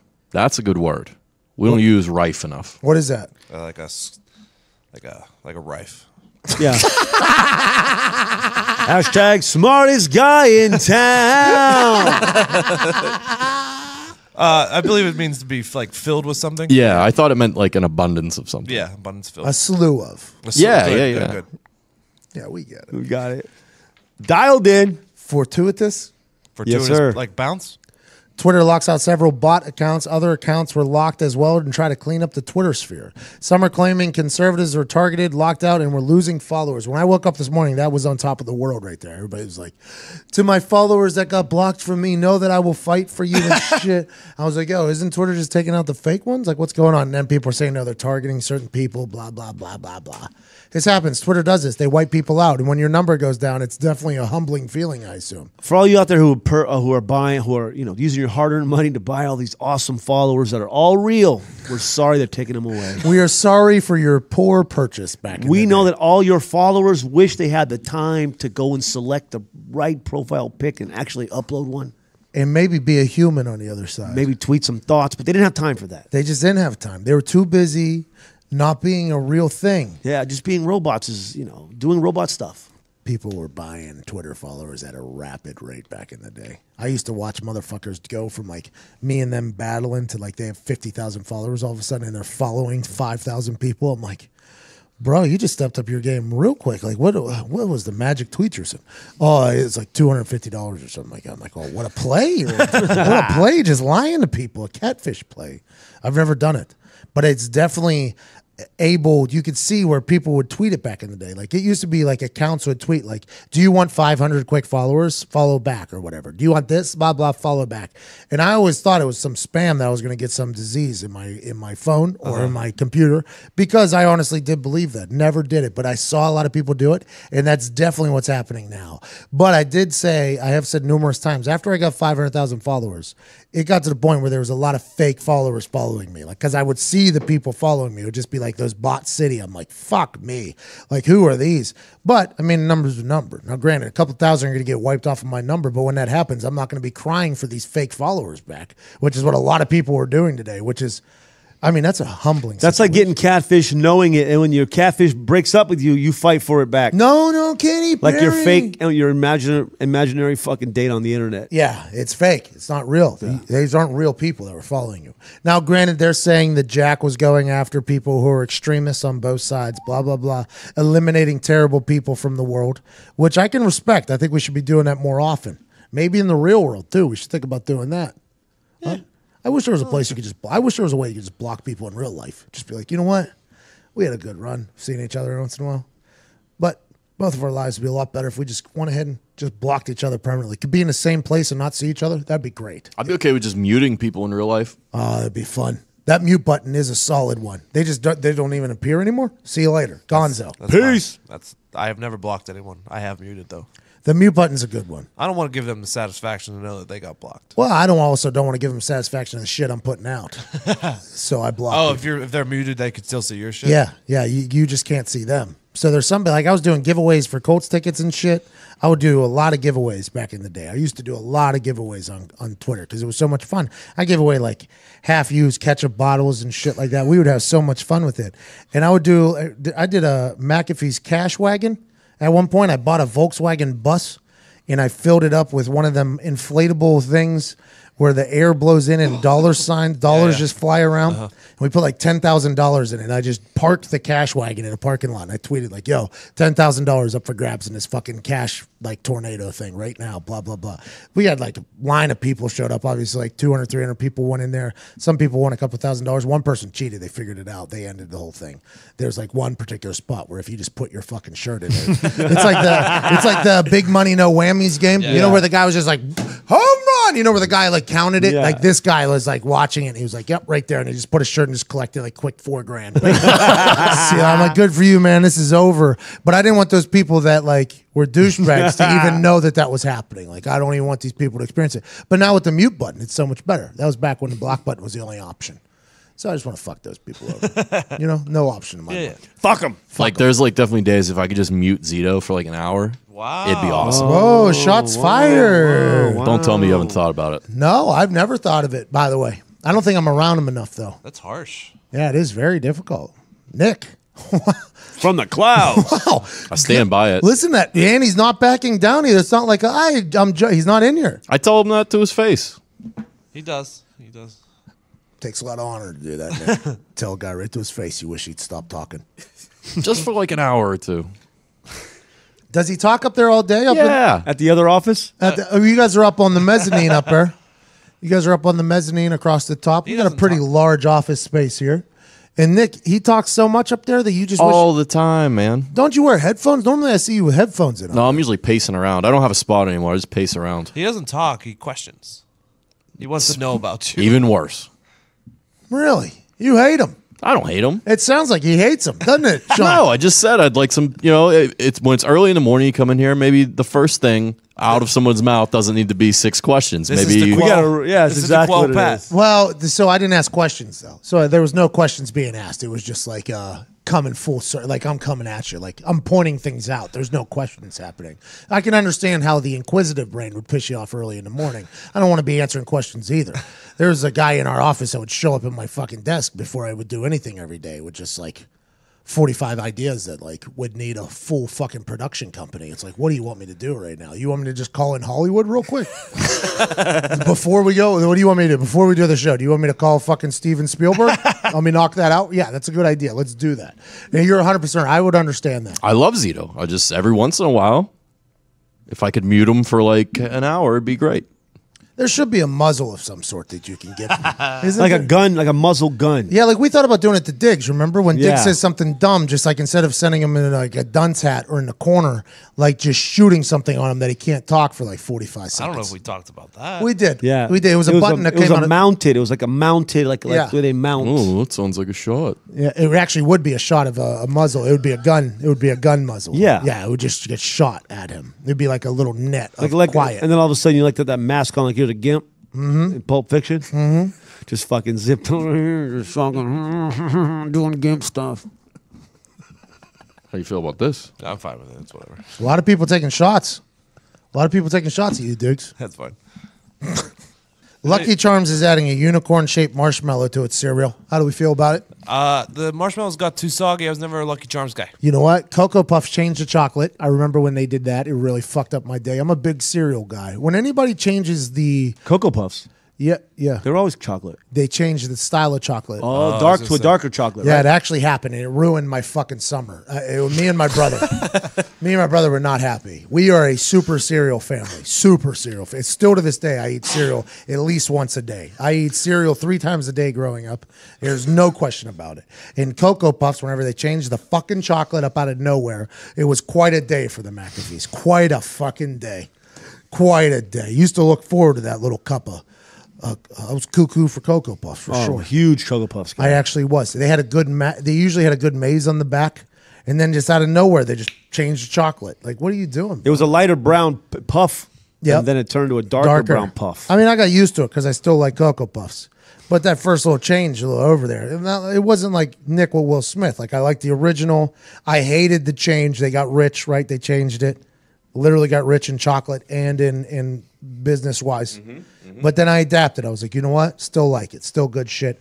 Better than some of this other bullshit that's getting tossed around in bowls. You know what I mean? Bullshit tossed around in bowls. Cocoa Pebbles?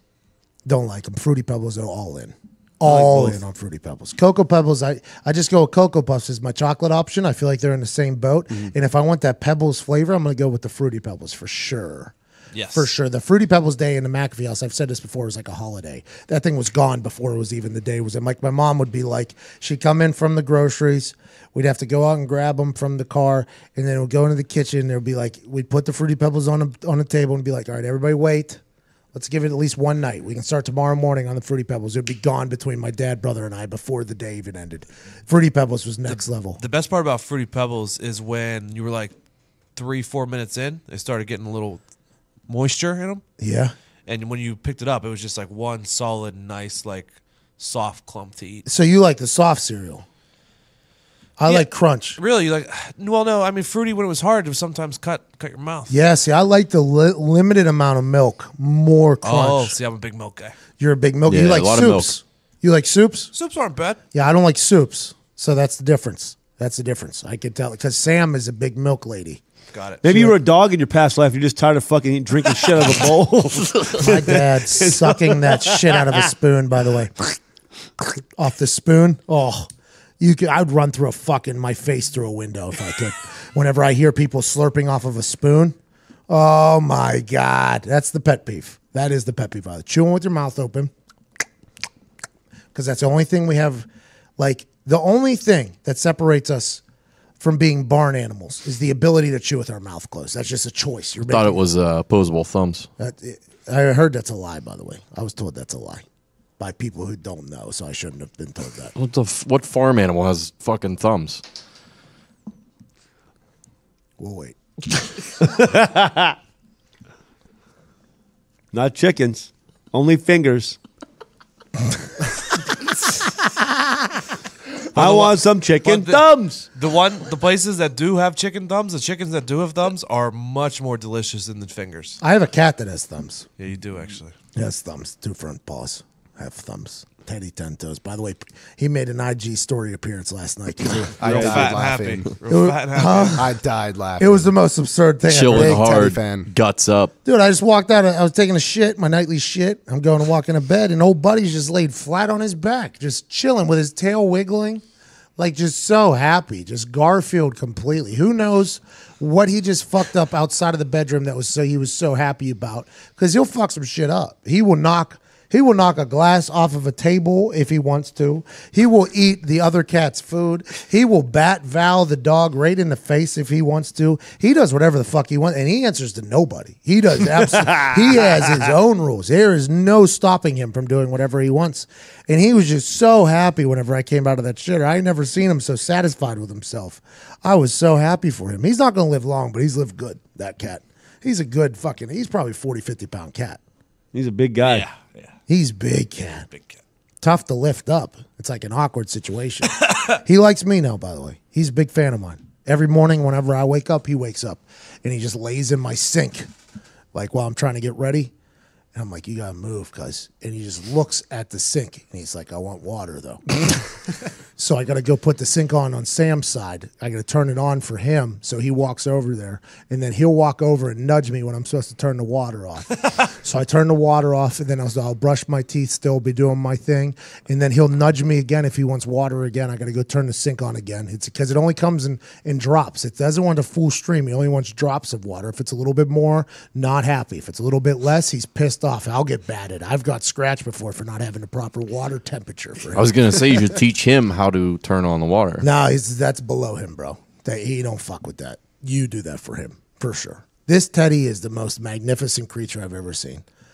The least amount of fucks I've ever seen for an animal. I'm a big Teddy fan. He took Dig's spot on the podcast one day. It was awesome. Yeah, just sat in his seat. Just sat right in your seat. And if you tell him to move, he ain't. That ain't happening. You need to move.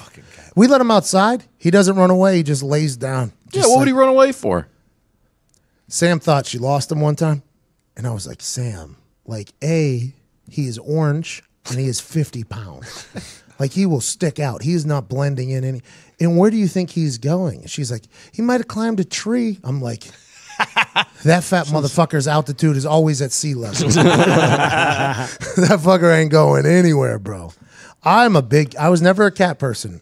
And I think if you're not allergic to cats, but you want a pet, but you don't want to have to deal with all the bullshit, I think a cat is a perfect pet. It takes care of itself. It has a personality. Teddy and Sebastian they love getting pet. They do their own thing, but boy, they're hilarious. I've almost wrote a couple sitcoms about that fucking Teddy cat. Just at night, just thinking about what's going through his head. He watched figure skating for like 35 minutes one time. And then Johnny Weir came on, and you could literally hear him go, meow, and then just walked away. It was like, yo, he hates Johnny Weir. Teddy hates Johnny Weir. I enjoy it, man. That cat is a legend in my eyes. It's not going to live long, though. That's going to be a bad day. Sam, it's going to be tough to handle when that cat passes away. It's going to happen, though. He's so unhealthy. He's just I saw him fucking 2 days ago at Stone Cold Creamery. Motherfucker had the big cup cone. Stone Cold Creamery. He was double fisting beers. You should make a Stone Cold Creamery, by the way. It should make you. That was like that stupid Starbucks. You know how Starbucks there was like I just remember what the actual name is. Yeah. It made it funny. Yeah, it's Cold Stone. I'd assume that they don't have. I'd assume that they don't have. Sean just realized the real name too. Close enough. Same two words with a dash. Fucking Teddy, man. Why don't you eat a cat? You're allergic. Yeah, I'm good with cats. People hate cats. My dad hates cats. I was taught to hate cats. I don't hate them. I know they're sneaky. I'm woke to it. They are, for sure. You're living in their world, but it's not like they're going to do it. They're jungle cats. There's jungle cats now. You ever seen those? They're like little dogs, but they're cats that you can buy domestic. Yeah. And they're like little jaguars, basically.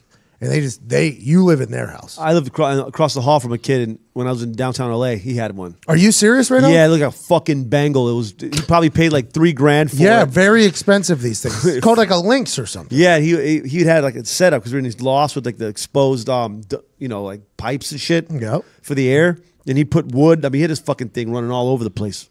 Yeah, he would walk it, killed me, bro. That got mentioned in my life to have one of those. You know? Like, hey, bet you look lonely. You should get one of these like dog cats. Like takes care of itself, but it's big enough to be a dog.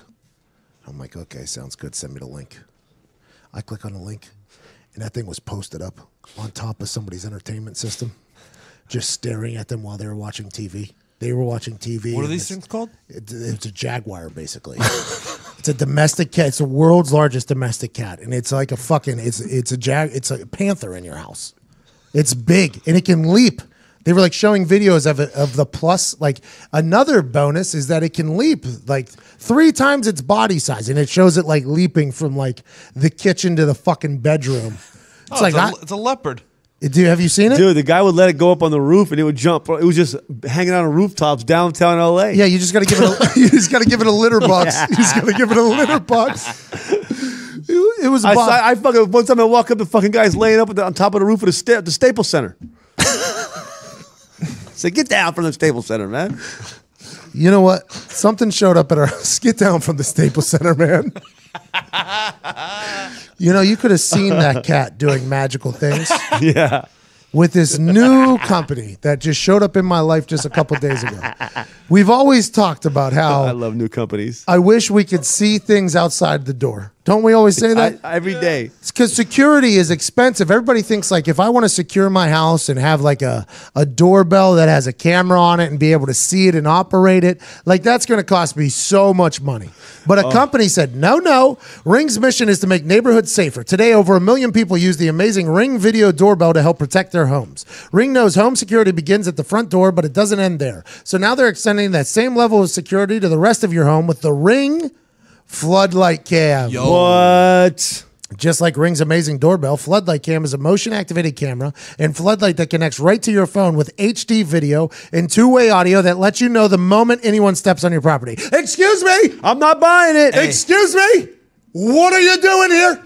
Yep. Look at the little doorbell-looking thing. Yep. Who gave you clearance? Who are you? Anyone or anything. I saw one of those cameras this morning picked up a cougar in Wisconsin. She was a hot one too, I'll tell you. A jungle cat. See and speak to visitors, even set off an alarm right from your phone. With Ring's Floodlight Cam, when things go bump in the night, you'll immediately know what it is. Whether you're home or away, the Ring Floodlight Cam lets you keep an eye on your home from anywhere. A Ring Floodlight offers the ultimate in-home security with high visibility floodlights and a powerful HD camera that puts security right into your hands. Whammo! Save up to $150 off a Ring security kit when you go to ring.com/McAfee. That's ring.com/McAfee. RING.com/MCAFEE. With Ring, you're always home. I love a good security system like that. I like that a lot. It's convenient. And it's also inexpensive, and your security, if you feel secure, you're secure. And if you got it right there in your hand, you got an HD camera, see what the fuck's going on, you ain't never going to be. You're woke to everything happening in your life. Shout out to Ring, because they sent us one to use, and it's my new favorite thing. It's my new favorite thing. I get a chance to see who's coming and going from my house, what's going on here. Excuse me, what's that guy doing there? Delivery guy. Oh, is that a dog treat? Go ahead, and my dog's allergic. Go ahead and put that back in your pocket, because... Excuse me, you, sir, delivery guy. Take that dog treat out of here. Sir, need you to take that dog. My dog's allergic. And if she sees that, she's going to expect to eat it. Now I'm the bad guy. You're the bad guy. Take that fucking thing out of here, sir. Who are you? I'm the owner of the house. Thank you. I'm talking to you through my phone. Ring doorbell cam. Thank you so much. They are awesome. They are awesome. You never expect to have that type of access to like security, and it's right there for you. They make it simple. They make it easy. Good for them. Did that cat go to Staples Center, Sean? Hey man, what are you doing up there? Just Staples. Fucking guy. What are you doing up there, man? Get down off Staples. Hey man, get down off Staples. You're a fucking idiot. Let's go to this fucking diner next door. Pantry. Oh, that's a spot downtown LA. Another one. It's actually it's a historic landmark there. People who work there have worked there for like 40 years, 30 years. The Pantry. Are you and a cat going to this place? What the fuck? Yeah, me and the What are you cat. talking That's what we should Well, I'm me and the cat want to go there and get a fucking little saying, hey breakfast man, special. get down from there. We'll go to this diner. Oh, okay. So you were offering up other places for this cat to potentially go to. Yeah. Got it. Yeah. It's a fucking smart cat. Have you figured out the name of this cat yet? What it is? Oh, Like what no. style of cat it is? Largest domestic cat. I'll search it. You just got cucked. He's like, you know what, Matt? Stand down. I got this. Well, no, I got pictures of it, but I don't know what it looks like. It's a Maine Coon. It's a Maine Coon. I don't think The that's Maine what it is. Coons have fur. No, it's not a Maine Coon. It's this one right here. World's largest domestic cat. This one. Savannah. Yeah, Savannah. Oh, it's Egyptian Mao. Which one is it? Mao! Looks like this. I think Mao! it's an F1 Savannah. This one says Savannah. I think it's an F1 Savannah. Yeah, that thing. Imagine that being at your house. No way. Sean, you ever seen a video of one of these things? I rode one at a fucking carnival 3 weeks ago. The video or the cat? The cat. Let me see this thing. This is what your friend had? This thing? This is what your friend had? Not that big. Actually, maybe he had a different one. He definitely didn't have that fucking thing. Like, look at this fucking cat. Bro. That's out of Let me see, control. man. Look at this fucking video of this goddamn cat. Look at that thing. Look at that cat. Someone's going to die. That's a jaguar in the guy's house following a laser point. It's How biting about- the other cat's neck. Have some fucking class and get a white tiger. I want them to show this thing just jump. Because it was the video that was sent to me for the one that I should purchase. They're like, if you train it right, it'll be able to jump like this. Yo, this one's absurd. Is it the jumping one? I mean, this one's just like the size of a fucking jackal. What the name of a cat right Hold there? on. A jackal. A hybrid of a domestic feline and a medium-sized African wild cat. That could be the one that was trying to be marketed to me. The Savannah is a challenging and rewarding companion. Yeah, it's an F1 Savannah or something like F2. Yeah. I think they have degrees of separation to actual Like safari tornadoes? cat. Yeah, so like F1 is like first degree separation. F2 is like two of those together. Then they have the F-150 Super Crew. yeah. Which, by the way, it's fucking truck month. Jesus Christ. What the fuck does that mean? Did you get one? Did you get a truck? Not yet. Blue Apron is the leading meal kit delivery service in the U.S. And while many people know what we do, many don't know what the types of meals you eat when you cook with Blue Apron. You're not just having burgers for dinner. You're making short rib burgers with a hoppy cheddar sauce on a pretzel bun. Whoa. You're preparing seared steaks in thyme pan sauce with mashed potatoes, green beans, and crispy shallots, all in under 45 minutes and without a trip to the grocery store. Shallots? Did you hear that right Saving there? on gas. I've been doing Blue Apron here for a while. Few months now. I'm all in on the Blue Apron thing. The convenience is next level. It just shows up at your door. You don't have to go to the grocery store. You want to cook well, but you don't know exactly what you need to cook well. $20 Chef helps out a lot, and Blue Apron is the company that delivers it right to your fucking doorstep. Blue Apron is the #1 fresh ingredient and recipe delivery service in the country. Blue Apron's mission is to make incredible home cooking accessible to everyone. Check. That's what I was just talking about just a couple seconds ago. Blue Apron achieves this by supporting a more sustainable food system, setting the highest standards for ingredients, and building a community of home chefs. It's a community, you see. We hang out on Tuesdays. It makes sense. It makes sense because whenever you're cooking such delicious flavors. You're like, you know what? It seems as if a slew of palates has put this taste together. And that's what it is. It's a community of home chefs putting together recipes for you. Blue Apron offers 3 plans. Meals that serve 2 people, which is the 2-person meal plan. You choose from 8 new recipes per week with the choice to receive either 2 or 3 recipes. I'm getting a phone call. Like right in the middle of this. It's Blue Apron. You're killing the ad read. Get back to it. Hello? Hello? Hi, this is Timothy Churchill with Warranty Services. How are you today? Hey, Jeffrey Dahmer, leave me the fuck alone. So that guy Was that not the creepiest thing you've ever heard in your entire life? See, that guy's on mushrooms and edibles. A 2-person meal plan, meals that serve 2 people, choose from 8 new recipes per week with the choice to receive either 2 or 3 recipes any week. Family meal plan, meals that serve 4 people, choose from 4 new recipes per week with the choice to receive either 2, 3, or 4 of those recipes any week. Or there's a wine plan with 6 bottles of wine from renowned winemakers delivered monthly. So it's a wine service, it's a food service, there's meal plans, there's good food, there's everything. Check out and see what Blue Apron's doing for people on the inside. It's incredible to be a part of the Blue Apron community because the convenience is next level. The flexibility is incredible. You get 12 new recipes each week, and you can pick 2, 3, or 4 recipes based on what best fits your schedule. And the quality of food is incredible. Blue Apron sends only non-GMO ingredients and meat with no added hormones. Go ahead and have a good time and start cooking well with Blue Apron and your friends. Blue Apron is treating listeners of this podcast for $30 off your first order if you visit blueapron.com/Pat. BLUEAPRON.com/Pat. $30 off your first order. Blue Apron, a better way to cook. How beautiful is that? Great. I have been on the Blue Apron game here for a few months, and I do love it, just like everybody else in this office. We've really enjoyed it. We get very lucky that we get a chance to experience these companies. Yep. Blue Apron is really a game changer there, helping you cook well and making it very easy and convenient. I mean, it's perfect. They give you everything you need and tell you how to do it, and it's just you're cooking and making incredible food for the prices that you would have to pay 5, 6, 7, 10 some if you were to go to a restaurant. The food is incredible, and we're very lucky they're on board. This episode was brought to you by our friends at Thursday Boot Company. Handcrafted with the highest quality materials and sold at honest prices starting at just $149, including free shipping and returns. Money, power, and a great pair of boots are only one click away. Just head on over to ThursdayBoots.com and pick yourself up a pair today. Use promo code FREESHIP today. That's money, power, and a great pair of boots. ThursdayBoots.com. Money, power, and a great pair of boots. Shout out ThursdayBoots.com. Use free ship today. FREESHIP, the number 2, DAY. ThursdayBoots.com, code free ship today. $149, including free shipping and returns for a great pair of boots. When you walk into that room, people are going to know you're about 3 things: money, power, great pair of boots. Tim McAfee is going there immediately. That guy has more cowboy boots than I've ever seen.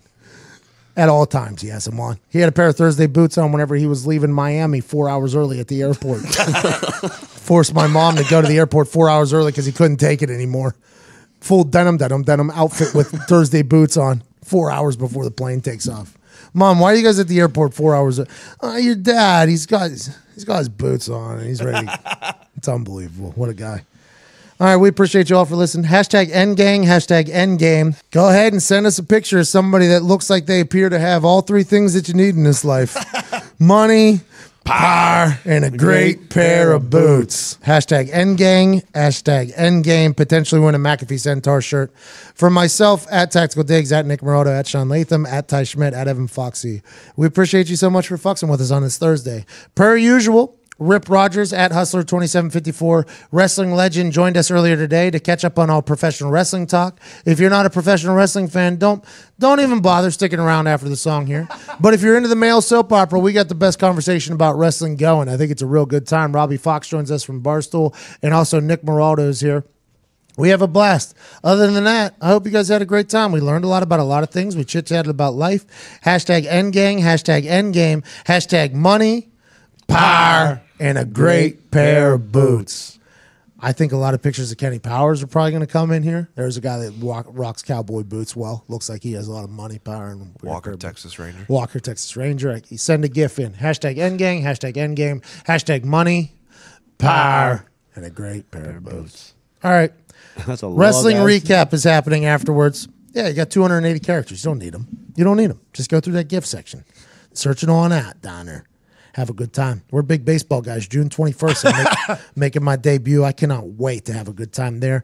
I appreciate all you guys for listening. We really grateful for you spending time with us and allowing us to penetrate your ears. If you could leave a review or rate this sumbitch, that'd be great too, because I've seen there's power in that. I watch it go the other way. Let's make it go north. Thank you guys so much. Ty Schmidt, hit the music.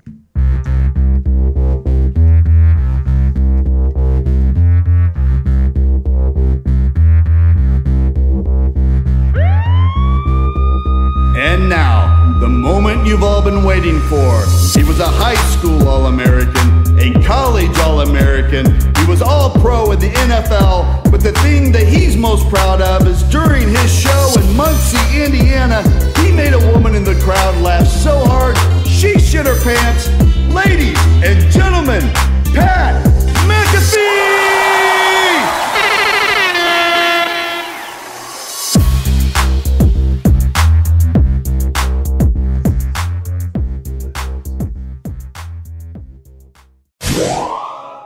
All right, let's get to it. Each week, we go ahead and talk about the professional world that is in WWE. As normal, it's Robbie Fox, Nick Baraldo, Ty Schmidt, and the living legend, Rip Rogers here. Let's do this little wrestling recap on Thursday of the Pat McAfee Show, post-show special. Nick, what's going on in the world of wrestling? So we had Kevin Owens take on Dolph Ziggler. Okay. And Ziggler got distracted when Sami Zayn ran down the ramp, and Owens hit him with a super kick, got the win. And then afterwards, there was a little segment, and we realized that Sami Zayn's plan at Fastlane is to get it down in the fatal five-way match to just himself and Kevin Owens, and he told KO he's going to lay down and let him get the win. Yeah, that was an interesting moment, right? Because Sami Zayn and Kevin Owens had a little bit of a beef, I guess. They're on different separate pages. And then all of a sudden, when push came to shove, Sami Zayn came out and saved the day for KO and said he'll roll over for him. Shane McMahon still hates him, blah, blah, blah. Keep it moving. Robbie, what do you think of this whole angle? The way they've been able to drag this out has been really impressive in my eyes. The way they've been able to keep Kevin Owens, Sami Zayn, and AJ Styles in a relevant build and storyline has been impressive to me, I think. Yeah, and it's never gotten to the point where you're like tired of seeing any of those guys. Yep. Every week they're doing something new where it's always, they're building upon what they did last week and the week before that and the week before that. So, I mean, I dig where they're going with this. A little part of me is sensing a swerve in that we'll either get Sami Zayn turning on Kevin or Kevin turning on Sami, and I hope they don't do that because I like them together right now, and I don't think Sami's been a heel long enough to justify a face turn.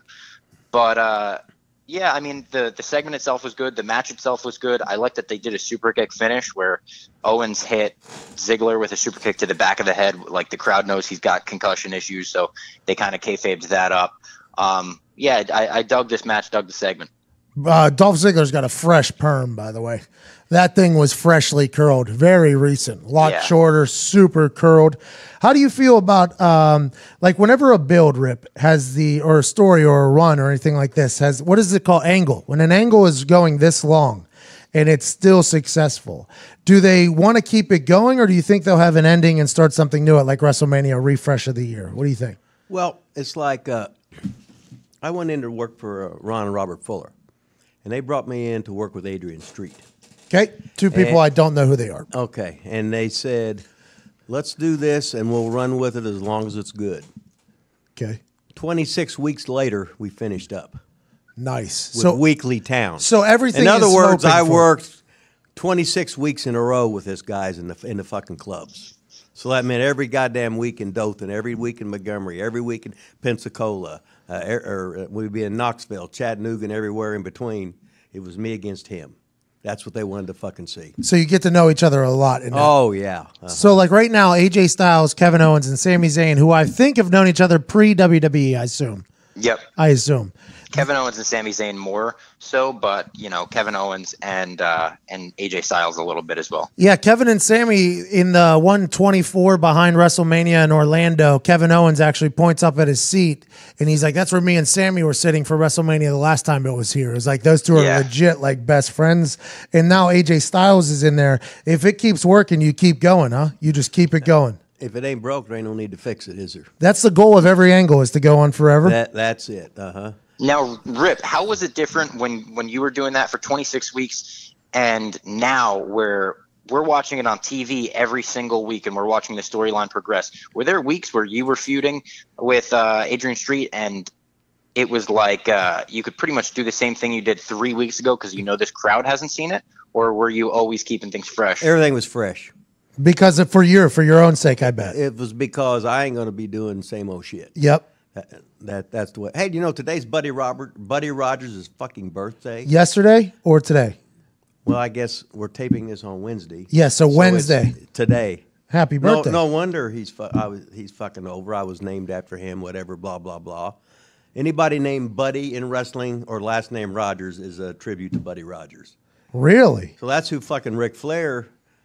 Buddy Rogers was the original Nature Boy, right? Yeah, he's the guy that had the attendance record for pro wrestling in 1961 Chicago, Comiskey Park against Pat O'Connor. World's greatest fucking match. You can fucking Google that. Nope, that's not the world's greatest match. What's the world's greatest match from last week, Robbie? Let them know. Shawn Michaels. I said it was Shawn Michaels, The Undertaker. Yep. WrestleMania. Greatest match of all time. Yeah, we got a guy weighing 170 against a goddamn fucking giant. So in other words, that giant wasn't worth a fuck. Yeah, but he was nimble. He's a nimble little fella. He's wiry. He's wiry. But Buddy Rogers is the guy, huh? He's the fucking man. Babyface or fucking heel.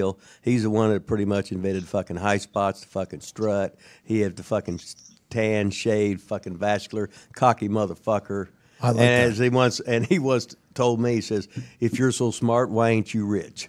That's a great question. It's a great question. Speaking of guys that look the part are great, Bobby Roode is another angle. He came out in a suit this past weekend. Looks like he forgot a word or two in his promo, but cut an okay situation with Randy Orton and the modern day Maharaja.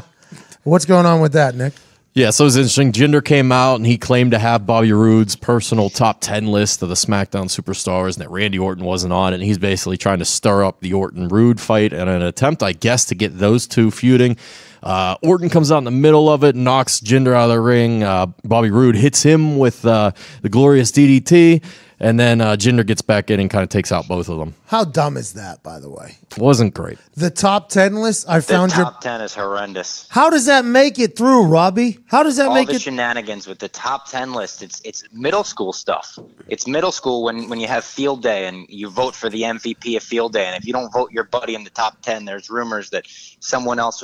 It's such middle school bullshit. I hate the top 10. I hate everything about it. I wonder if this was, I guess there's a demographic that loves the top 10 list, and this hit home with somebody, I assume. And if that's the case, I'm not in a good spot to become a wrestler if that's who they're completely demographicking for. I don't know what's going on. It's got to be a Road Dogg thing. Road Dogg's head writer on SmackDown, so maybe he's a big fan of the top 10. It's not bad. I mean, just telling, so his big question was the modern day Maharaja. Mm-hmm. Who speaks in what is Punjabi. it? Punjabi, the native language of his people in India, not Canada. India. Okay, and yeah. He said that the reason why he was feuding with Roode at this moment, because you got to remember, Rip doesn't watch any of this. So he said that Bobby Roode didn't give any respect to Randy Orton, just out of nowhere, just called another guy in out of the shot out of nowhere. And then all of a sudden now there's a triple threat match probably about to happen between those three. And nobody knows who's the face, who's the heel, or anything like that. I like Randy Orton the most, for sure, obviously. Bobby Roode is supposed to be a good guy right now, right? Is he supposed to be a good? He's supposed to be a good guy, but he's a bad guy. Pretty much, yeah. He's a bad good guy. He's a bad guy. Like, you look at him, he's so attractive. He's just like, everything about him is a bad guy, basically. But he's got the spray tan. He comes out in the suit. He's bragging about being the champ. Nothing points to him being a likable character that you could feel sympathy for when he's selling. Absolutely. I think he could be a good anti-hero, like a good bad guy that the crowd likes. But they're just, I don't know. I don't know what they're doing with him right now. It's not working. He's saying it's even hard for him, I think, to say the super like good, positive babyface stuff that he said. Like, I think it's hard for him to actually It feels say. so forced. Yeah. I think it's hard for him to be feels like a super villain, like acting like a good guy. Yeah, I don't disrespect Randy Orton ever. That's basically what he was trying to say. It was like very difficult for him to get it He's out. like, no, he's a good colleague of mine. Exactly. It was an interesting situation. If you want to draw in wrestling, I'm sorry. It's good guy, bad guy, and that's it. Well, that's the storyline. You can't blur the goddamn fucking lines. You got to have... Wrestling used to be, it was fucking the good old American against the evil German, the evil fucking Russian, cowboys and goddamn fucking Indians. Now everybody's twin. Oh, no, there's not a good guy, bad guy. Well, if they don't love you or hate you, nobody gives a fuck about you. You are just fucking there. Just spell my goddamn name right. Love me, great. Hate me, great. In between, don't give a rat's ass. Well, I'll tell you what. It would be awesome to be a bad guy. It'd be so much fun. Now just think of this. The good guy gets the grade A pussy. Yep, as we know. The good guys get the fucking cheers. The good guys get the fucking gifts. The fucking little old ladies will fucking cook you pies. They give you everything there fucking is. All of a sudden, you're around. Everybody in your hometown fucking loves you, this and that. Here's a deal in the fucking car. Here's free this, free that, blah, blah, blah. Would you come to my store? I'll give you some goddamn money and free food, blah, blah, blah. The bad guy, what's he get? Shit, I fucking walk outside, my goddamn tires are fucking slit. You get the gravy fucking pussy. You walk the goddamn ring, they're throwing shit, spitting, throwing batteries, fucking rocks and everything at you. And the baby faces sell all the fucking merch. They get making all the fucking gimmick money and shit, right? But as a heel, the fucking the feeling of orchestrating this shit, of having everybody in the fucking building hate you. It's fucking. So it's got to be hard to want to do. Though. Oh no, fucking! When you're a fucking heel, it's you, baby. It's when the you're best. a baby face, you're just a fucking idiot. You're just fuck. No, healing's where it's fucking at. Being a fucking heel and controlling that motherfucking So audience. the world needs more heels. Oh fuck yeah! The world Jesus needs Christ. more heels. That's a shirt, if it sounds like, from Rip Rogers right Wow. there. That's an incredible situation. Who in their right mind would want to be a goddamn baby? Oh, you have to kiss a little ugly motherfucking fat little fucking kid. Fuck you. Oh yeah, now go over there and sit with the fat woman over there and tell her how fucking cute she is, and put the old lady's pie over and shit. You fucking gag on that fucking shit, you know. And then you got to fucking swap spit on the fat girl in the front rows because it's her birthday. It's a very corporate situation. Whenever you're the good guy, you're the big corporate. Yeah. The internet is very much a heel situation for sure. Oh yeah, Hysterical. has been for a while. Long time, Robbie. Did you see probably that? since Meltzer was doing the newsletter in the 70s? He was probably talking about Rick Rude being the most talented person on the roster and Mr. Perfect being the most talented. I think the hive mind has realized that when you're a heel, you get to show how talented you are a lot, as opposed to when you're a babyface, like Rip said, you're kind of just like, yeah, let's go America. I love this city. Yeah, but you know what though? Yeah, the local sports teams are great, eh? All of the They're not, we'll rebuild. Reload. It's not rebuild, it's reload. Remember. Reload, sorry. Yeah, have some reload. respect. Anything else happen on SmackDown before we get to the thing that was Raw that I think Rip is going to love? The Bludgeon Brothers beat up two unnamed jobbers again, just kind of came out and demolished them. And then again, we kind of referenced it earlier, but Baron Corbin, the other half of that fatal five-way match, he lost the match to AJ Styles, but then went ahead and beat up everybody in the ring afterwards. Hey, he had a deep six on somebody that was like 4 spins. I don't know who it was. Baron Corbin's finisher, that thing's pretty dope. The spinning like power bomb almost. Yeah, he's got that and the other finish too, where what's it called? It's like Nick, a pendulum swing. Yeah. Yeah, I don't know what it is, but it's like a pendulum swing. Or he has a couple good great. finishers. He's got a really fun moveset for a big guy. It's unique. He's an athlete, that guy. Now, that guy and I used to have conversations naked in the Indianapolis Colts shower about how if this football doesn't work, we're going to go wrestle. He was he was a big fan. I was a big fan. Yeah, we were good friends. Baron and I still talk to each other. It was interesting the day he changed his name. I mean, that was a big day, obviously. But he and I still chat with each other. He came to Indianapolis. We hung out. He and I were friends. We literally, my rookie year, we played together on the same team, the Super Bowl team. And we would talk about how if this doesn't work, we're just going to go wrestle. And absolutely. And he went and made it happen. And he won the Andre the Giant fucking Rumble. And then he's off and running. That guy's, I'm happy for him. He's a good bad guy, though. Yeah, great. Now, when he changed his name, do you now call him by his work name or his shoot name? I call him Baron. Yeah, I do the same thing with like people I've known when they like sign with WWE and WWE makes them change their names. Kind of just a natural thing. Rip, was it always calling people by their work names? Did you call anyone by their shoot name? No, it was no. If your name was Dog Breath as a worker, you were Dog Breath for me forever. Yeah, 24/7. They're in gimmick 24/7. That's it. It's all day. You become that character. That's the difference between wrestling and movies. Like even with Jim and Andy, like that documentary where they talk about Jim, how he became Andy Kaufman during the shooting of that. That's cool. Now just do that 24/7 for like 10 years because that's what wrestlers do. Wrestlers are in character at all times. It's a very interesting thing. I'll tell you what, being a champion though and just walking around in real life with that belt everywhere would be hysterical. Walk into a diner, excuse me, I need a seat for 2. Yeah, the belt gets its own seat for sure. I like a coffee for me, tea for the belt. I'd have Well, a how good about time. this, Pat? I'm in the airport a few months ago, probably in September, I think it was. I was in San Francisco, and I'm in the airport checking into TSA. I look up and I see a Money in the Bank briefcase, a white one. Baron. And I go, oh, that's cool. That girl's got that the replica. And I look up and it's Carmella.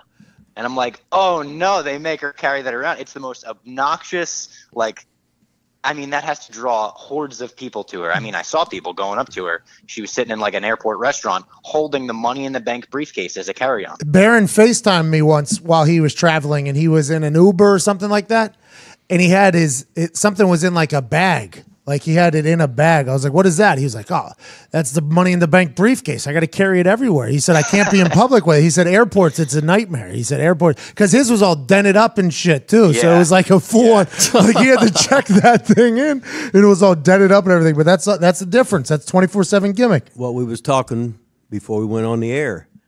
Everything with Vince is a rib, isn't it? He will control everything. It's like the British Bulldogs had to have that stupid fucking dog, which Dynamite fucking killed. I don't know how many. Jake, how he hated that fucking snake. And he had to cart that goddamn snake everywhere. Coco Beware. Now, he loved that bird, but he had to take that fucking bird with him everywhere. I'm going to make you money, get you over. The people all over the goddamn world will know you, but you're going to be a miserable motherfucker.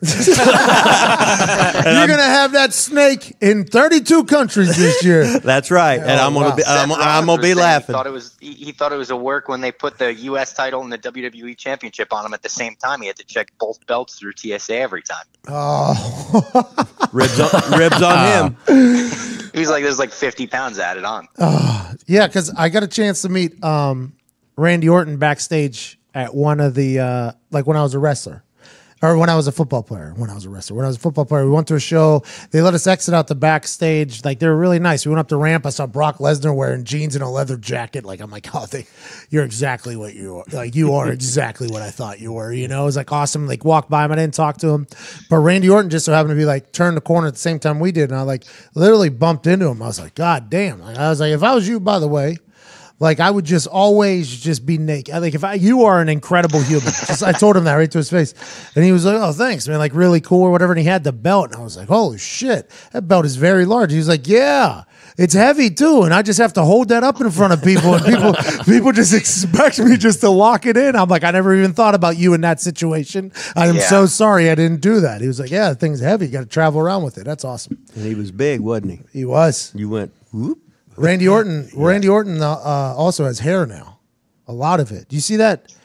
It's not a good look, Pat. Yeah, Cena started growing a lot of hair. It wasn't a good look. And it's probably a better look like for people that don't know them, right? So like if somebody who had never seen Randy Orton, by the way, Randy Orton is incredibly attractive, so he can do whatever he wants. But if somebody has never seen him before as a wrestler and he had all that hair, people were like, oh, that's a good haircut for him. But for everybody that's seen him and Cena both been bald on the side, straight military cut, and then they start growing the hair all again. It's like, what the fuck are we doing here, boys? Like, this ain't what we... Yeah. It's a movie. They're probably shooting a Marine, if I had to guess. Randy Orton's a good dude, huh? Real good dude. You're a big fan of Randy Orton. Sure am. Me too. I think he's a great wrestler, too. I think he's done it right. He's failed a couple tests, right? I think that's his only knock. He's had a few injuries, too, but, you know, that's the business, so. But he's been like just right there, like a steady premier guy for like what, a long fucking time. He's back. Yeah, forever. They were showing videos of back whenever Batista first came in, and they were like, he was a part of that whole the evolution. The evolution. Him and Ric Flair, yeah. Like way back, way back. He was the youngest world champ for a long time, I think. Makes he beat sense. Chris Benoit for the title at like SummerSlam 04, 05, somewhere around that area. Seems like he never gets a big push. Well, it's like he came out last night and they announced him as the 13-time WWE champ. I was like, shit. Yeah. That's a far. Remember, Flair used to come out 16 times, and now Orton's coming out to 13. I'm like, man, he's going to crush that. Yeah, Randy Orton doesn't look like he's stopping anytime soon either. And I think he's got I follow him on the Instagram. He's got a lady who likes the business, I think. So now he's like even being... She's like front row at all the shows and stuff. Yeah, so she's like even promoting him to keep going. Yeah, so I think he's going to be around a long time, which is good. That's good for the business. Randy's good. He's probably so wealthy, huh? Yeah. Oh, yeah. Yeah. Yeah. Yes. He's probably... he does quite well. I think Randy... He's got to be one of the top 5 like paid there. And he probably doesn't do that much merch either because he's not around that much. So he's probably still just making a shit ton of money. Yeah. If you're rich, who cares? Now listen, being rich doesn't fix everything. Just for future reference, I assume Randy enjoys wrestling though, so let's just keep that going. But you're 100% right. If you're going to make a good living doing something, you might as well go to it. I absolutely love that. I can't fathom the amount of merch Cena sells though. Oh. Those little kids wear My those God, bright colors. You know what my favorite piece of Cena merch was? A few years back, he came out with a shirt that said "Let's go Cena?" ? Cena sucks. And all these marks bought it, and they didn't realize they were putting money right in his pocket. Yeah. Does he create the shirts? He's got a big say in it, I think. He had a documentary a few years back before WrestleMania 26, I want to say it followed him, and it showed him like with some designers like picking Where out at? designs Where's and this stuff at? Like that. It might be on the network. Really? DVD when it came out. Yeah, it was years ago. They don't update that with a lot of behind the scenes stuff as often as I thought they would with like 24 and stuff like that. It doesn't get Yeah. updated as much. I enjoy watching that type of shit. Oh yeah, wrestling documentaries are like some of the greatest content you could possibly consume. That 365 with Kevin Owens is really cool to watch. Really Yep. cool to watch. Roman Narrated Reigns. by, rest in peace, Michael Rappaport, Oh, yeah, how'd he get that who was gig? murdered by stoolies. I How have did- no idea. Michael Rappaport's everywhere. Yeah, he is. I don't know, like who looked at Michael Rappaport and said, like, yeah, this is a good voice for narration. Get out of here. What an interesting you should situation. be narrating the next one. Who, me? Yeah. Nah. No. I don't think I'm the right guy for WWE. I honestly believe that's how I felt in that conversation too. Because I sent them all my numbers. I do numbers. I do numbers. And it was like, we'll see if you get past this guy in the thing. It wasn't like yeah, let's do it. You know what I mean? I've been very surprised that you still want to do it because I know it's always been a dream of yours, but like the way the company's gone, it's just so different now. But I'm such a big fan. I think we could do really a lot for each other. Like I honestly believe I don't disagree. I believe that I could do a lot for the WWE. I honestly believe that, and I'm such a big fan of it. It's like, God, I hope they let it happen. You know what I mean? I wouldn't mind being a weapon of Vince McMahon's. You know what I mean? That's a pretty cool little thing to be. Good ally to be on your side. Yeah, Vince McMahon is a guy who's an underrated fucking genius for a long time, and it would be cool to be able to be, because WWE is something that is. So it's just something that we've talked about this numerous times. It's a male soap opera that sometimes it's great, sometimes it's a bad batch, sometimes it's good. It's a constant. It's just like seasons of a soap opera. You just got to wait and see what's coming next because you never know. The young batch right now is an incredibly talented group. And it's always there for you. Every Monday, every Tuesday, Yep. year round. Like no seasons, no off season. It's every day, single week bro. You could rely on wrestling. And then not even WWE. You look and you're like, oh, it's a Thursday. I got no WWE on. You go watch New Japan. You go watch Ring of Honor. You go watch, you got anything you want. We're in such an era of wrestling where it's like, it's just surrounding everything. Rip, you ever watch New Japan or Ring of Honor? My mom had Ring of Honor on.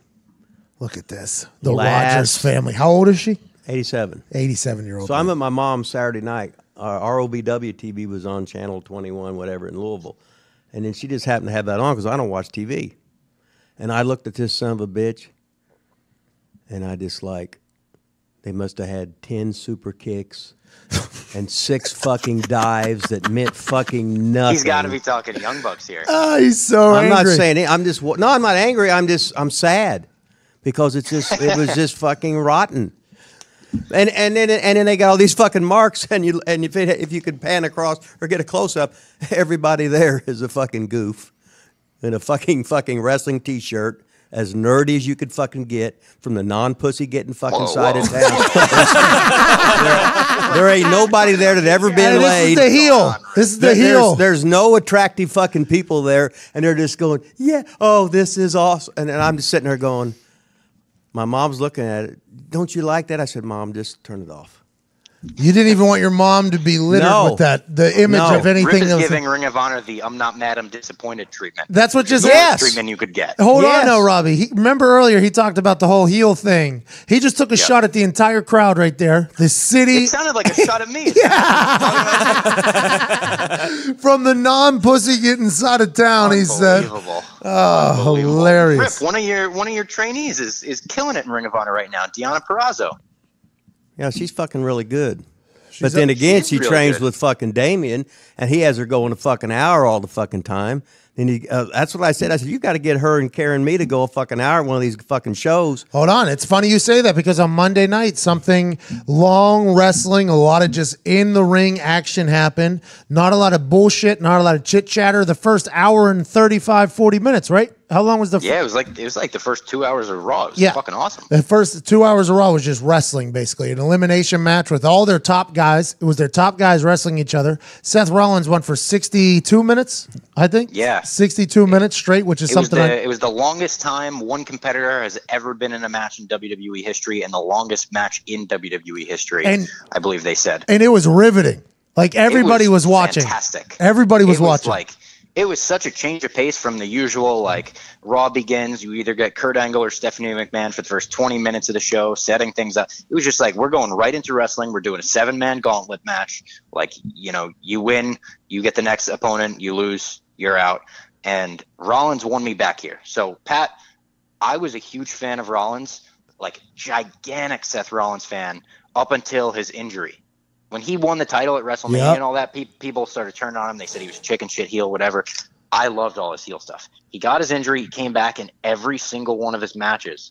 He was selling the knee, and he was wrestling this stupid – he had no psychology as to where he was doing these moves, inflicting damage upon his own knee. And the commentators were trying to sell it like, oh, look what he's willing to do. And me, I'm just like, he looks like an idiot. Just stay off your knee. Hey, don't do that move right there. So Got you. Every match was built around that, though, and I was so tired of seeing him sell the knee, and I was so tired of him doing pedigrees. Like, enough with the pedigree. If your knee hurts, don't make your finisher something that you jump down on your knee.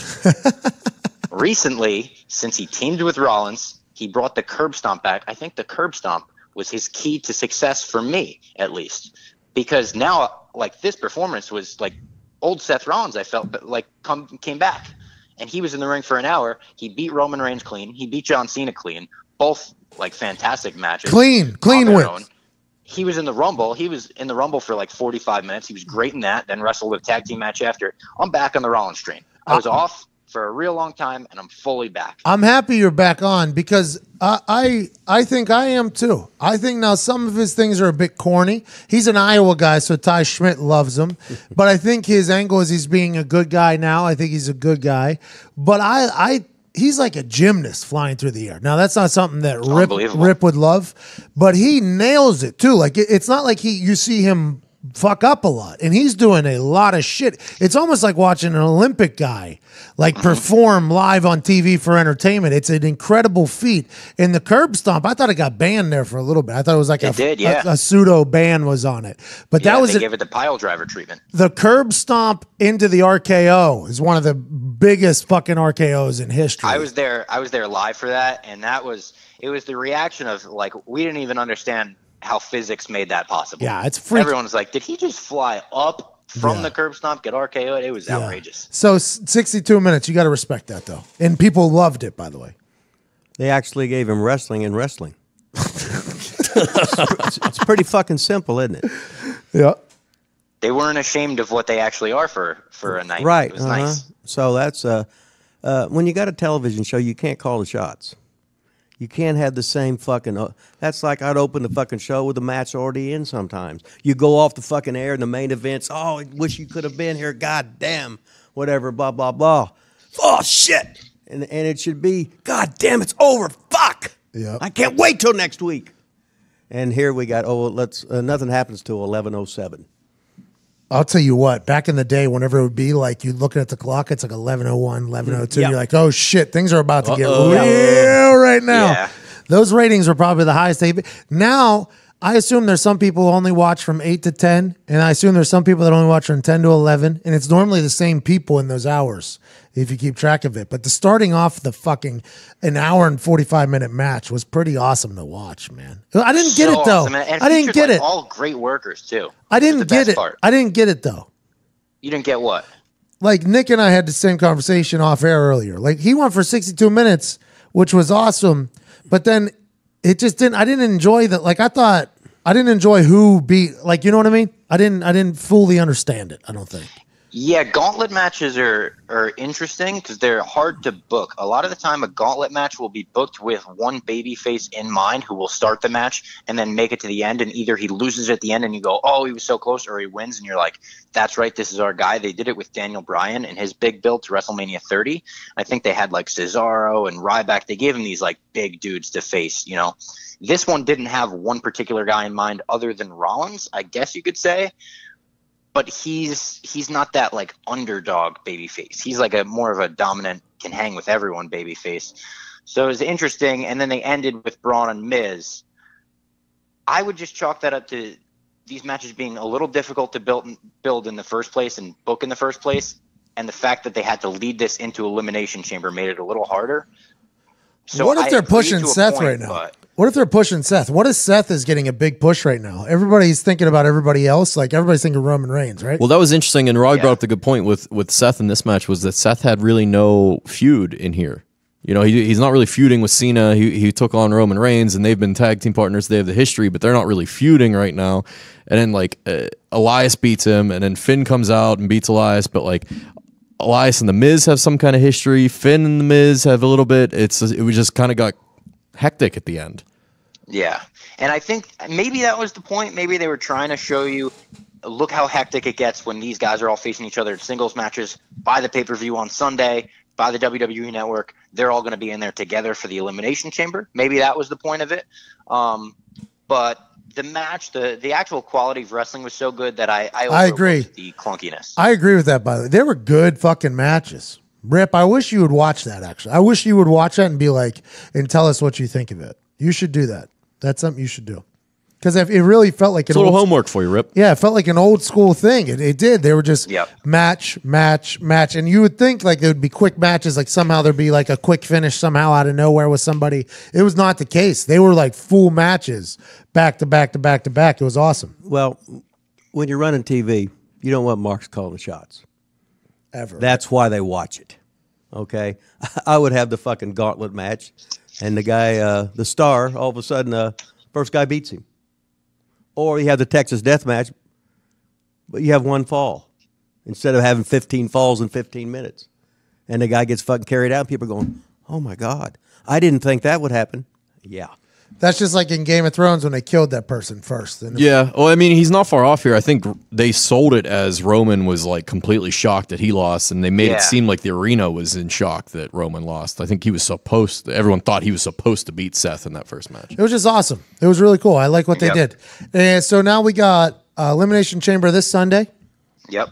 What are Fastlane next Sunday. What are your predictions? Fastlane, by the way, worst pay-per-view name. I mean, other than Great Balls of Fire, I feel like it's like WWE race cars. Come watch us on Sunday. I don't know why Fastlane. I don't know why that happened. Great Balls of Fire was another one that was very like that was Brock was big in Great Balls of Fire, right? Yeah. It was Brock Joe. It was actually a great pay-per-view. Like the whole show was great. But in promos, it was so hard to take seriously when Paul Heyman was like, and a Great Balls of Fire. It's like, what are we doing here? That's a tough name, Rip. Hey, the good rib is like you saw all this great fucking wrestling on TV. Now, if they do that all the time, now why would I want to watch a pay-per-view? I've seen every goddamn thing there fucking is with all these major fucking stars, right? So it's got to be stick it out there, pull it back. You got to bait them. Stick it out there, pull it back. I can't wait to see it. Holy shit. And if they did this on the goddamn television, wait, that fucking pay-per-view, it's going to be even better. Jesus Christ. Well, they got the big gimmick for the pay-per-view to add in. They have the Elimination Chamber, which is like a big Hell in a Cell type, it's a strange match type that they could build towards. I'll tell you, it's interesting. This is very interesting. Because the thought that the wrestling minds are so... like they're magicians, because you got to think a step ahead of the fans. You have to be a step ahead of the fans, and you have to be able, like every angle is a hustle. Everything's a hustle. The way you're saying, like, well, you got to do this and you got to do this. It's like a science almost. There's like a full science behind wrestling and why it works and shit like that. What's interesting to me is out of both of these pay-per-views, it feels like there's not a single men's singles match. Everything is like a triple threat, 4-way, 5-way, 7 tag team. Like everything is a gimmick match, and not in like a ladder match, but like there's no singles match that is appealing. How do you feel, Rip? Well, Rip's gotta love that. Well, if you have so many gimmicks don't mean anything. It becomes the norm. Yes. So it used to be you'd have singles wrestling, singles wrestling, singles wrestling. All of a sudden we had an Australian tag team match. Holy shit. Good God. A tag match. Then all of a sudden, a 6-man? My God, I never heard of that. What's this? A 3-way dance? I said, yeah, that guy didn't show up, so they made it a 3-way. That's what happened, really. So everything is... Well, that's what the Elimination Chamber was supposed to be, a brand new thing. The Elimination Chamber was this. Hell in a Cell, the largest cage match of all time. They try to innovate as much as possible, but whenever it's every single match, then you're talking about the abnormal becoming the norm, which is an interesting thing because maybe we're at the state of time where it needs to be that way. I don't know. I have no idea. They ran it. You know what? They ran into issues with that when they started naming pay-per-views based on gimmick matches. Like the Hell in a Cell pay-per-view. TLC. I didn't like that the pay-per-view was now dictating like, oh, well, we got Hell in a Cell coming up, so you guys can get in the cage. I liked it better when a feud was so vicious and so cutthroat that they said, you know what, the only thing that can contain this feud is the Hell in a Cell, so you're getting in there. It's like this huge announcement. Now you know, like October we'll get Hell in a Cell matches. December we'll get TLC matches. It made more sense when the Hardys were the ladder tag team and the Dudleys were the tables and the Edge and Christian were the chairs, and they clashed all together because of the story. They let the story dictate, the match type, not the match type dictate the story. Does that make sense? Yeah, absolutely. And I think on the flip side, it would be like, well, we're in a society now where people want to be able to know what's going to happen. They're this, they need to be excitable, things like that. I think that the evolution of time and entertainment has kind of put them in a decision to whether continue making it the same or evolve. And I think they've evolved not 100% of the time at all times. I think sometimes they over-evolve almost. I think sometimes they turn to, like whenever they went to PG, man, what an overdone, like just a quick, abrupt change to just, you're not, if you were a fan of what made us very large, you're not going to be a fan of what's about to happen right now. But we're about to make a shit ton of money off of merch and everything like that. And then now it's kind of evolving back. It's just, it's an ever changing world. It's crazy to think about. Yeah, that felt like just the Band-Aid rip. Just, all right, let's go. Let's get it done with. Yep, here we go. PG. We're not going to be entertaining anymore for adults. We're going to the kids. The kids sell out arenas all the time. Terrible TV shows sell out arenas. Blues Clues made $4 bazillion, that show. Oh, my God. I was the biggest Blues Clues fan. Yep. You should have seen me cry and mess when Steve went off to college. Yep, that's what I'm saying. Kids shit makes so much money, so you respect Rip, you liked it too? Oh, I had to watch Blues. Yeah, What for? What for? Isn't Blues Clues like a little bit? Never mind. With the kid? Yes. Did you enjoy it? Well, I got into it. It was like Harry Potter, In what way was it like Harry Potter? What way was it like Harry Potter? Well, I didn't go to movies or nothing. I haven't been to like a real movie since my son was born 20 years ago. This is the most amazing thing. He doesn't watch TV. He hasn't been to a movie. No. This guy literally just goes ahead and walks through his life in the K. Right. Wrestling in the K. That's about it. And then here. I look at the newspaper, I got about 10 to look at there, but you can't believe nothing in the newspaper, right? Oh, shit. But I saw your boy, Frank was on the cover and talking shit, and you were announcer of the fucking year. And how about that? I did a press conference, by the way. Oh, you was fucking over. No doubt about that. It was a real gimmick, Rip. I thought he was going to fucking lure you back in. He said, you don't have to practice. No way. We're not punting left, punting right, punting straight, onside kick left, onside kick right, onside kick center. I still got it, by the way. If we go broke here, I still got it if I have to. It's not bad to punt a ball once a year to see if I still got it. But he'll be the only 250-pound fucking punter. I'm becoming a monster right now. You are a fucking monster. I'm becoming a monster. We'll see. Pat becomes the Terry Funk of punting. Just keeps retiring and unretiring every year. That'd be a hell of a rib. A little Brett Favre situation. Yeah. I'll tell you what. I've been working out. The body's getting big. I got that. Hopefully the meeting goes well. Hopefully these biceps put on a show for themselves. See them, Rep? You ever have one of them? No. Only won 2 physique contests, you fucking piece of shit. on no steroids. Got in 12 and 18 months, which is impossible. By the way, Smitty. Smitty and Sean. Steroid talk. How do you feel about it, Rip? Hey, well, that's just fucked up. You hear that, Robbie? Sean's going in there competing. We got some guy fucking gas, and fuck him. I'll tell you what, Robbie. I'm a firm believer that the only thing Smitty did wrong was he should have told Sean at the beginning. I didn't think him doing steroids was wrong, but who cares? You know what? I don't know if it was ever intentionally hidden. That's what I'm saying. It was very openly talked about on stool scenes. It was talked about on radio. Everyone was like, yeah, Smitty's taking some Winstrol. He also took it for like 6 weeks. I don't know if it made much of a difference there.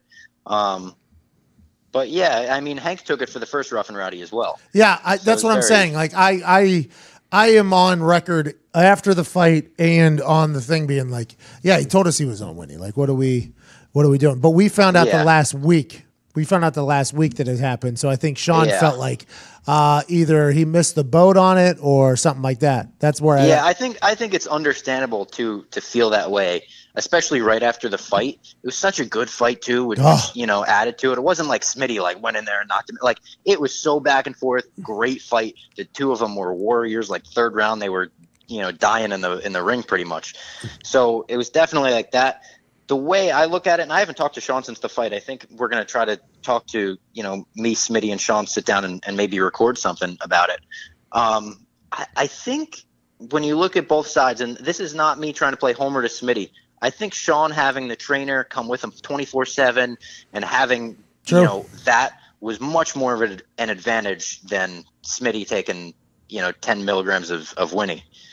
I don't even know what that is. By the way, I don't know the measurements. If you would have gone grams, I would know. Okay, that's one blunt of winning. Anyways, Robbie Fox, thank you so much. Nick, thank you. Ty, thank you.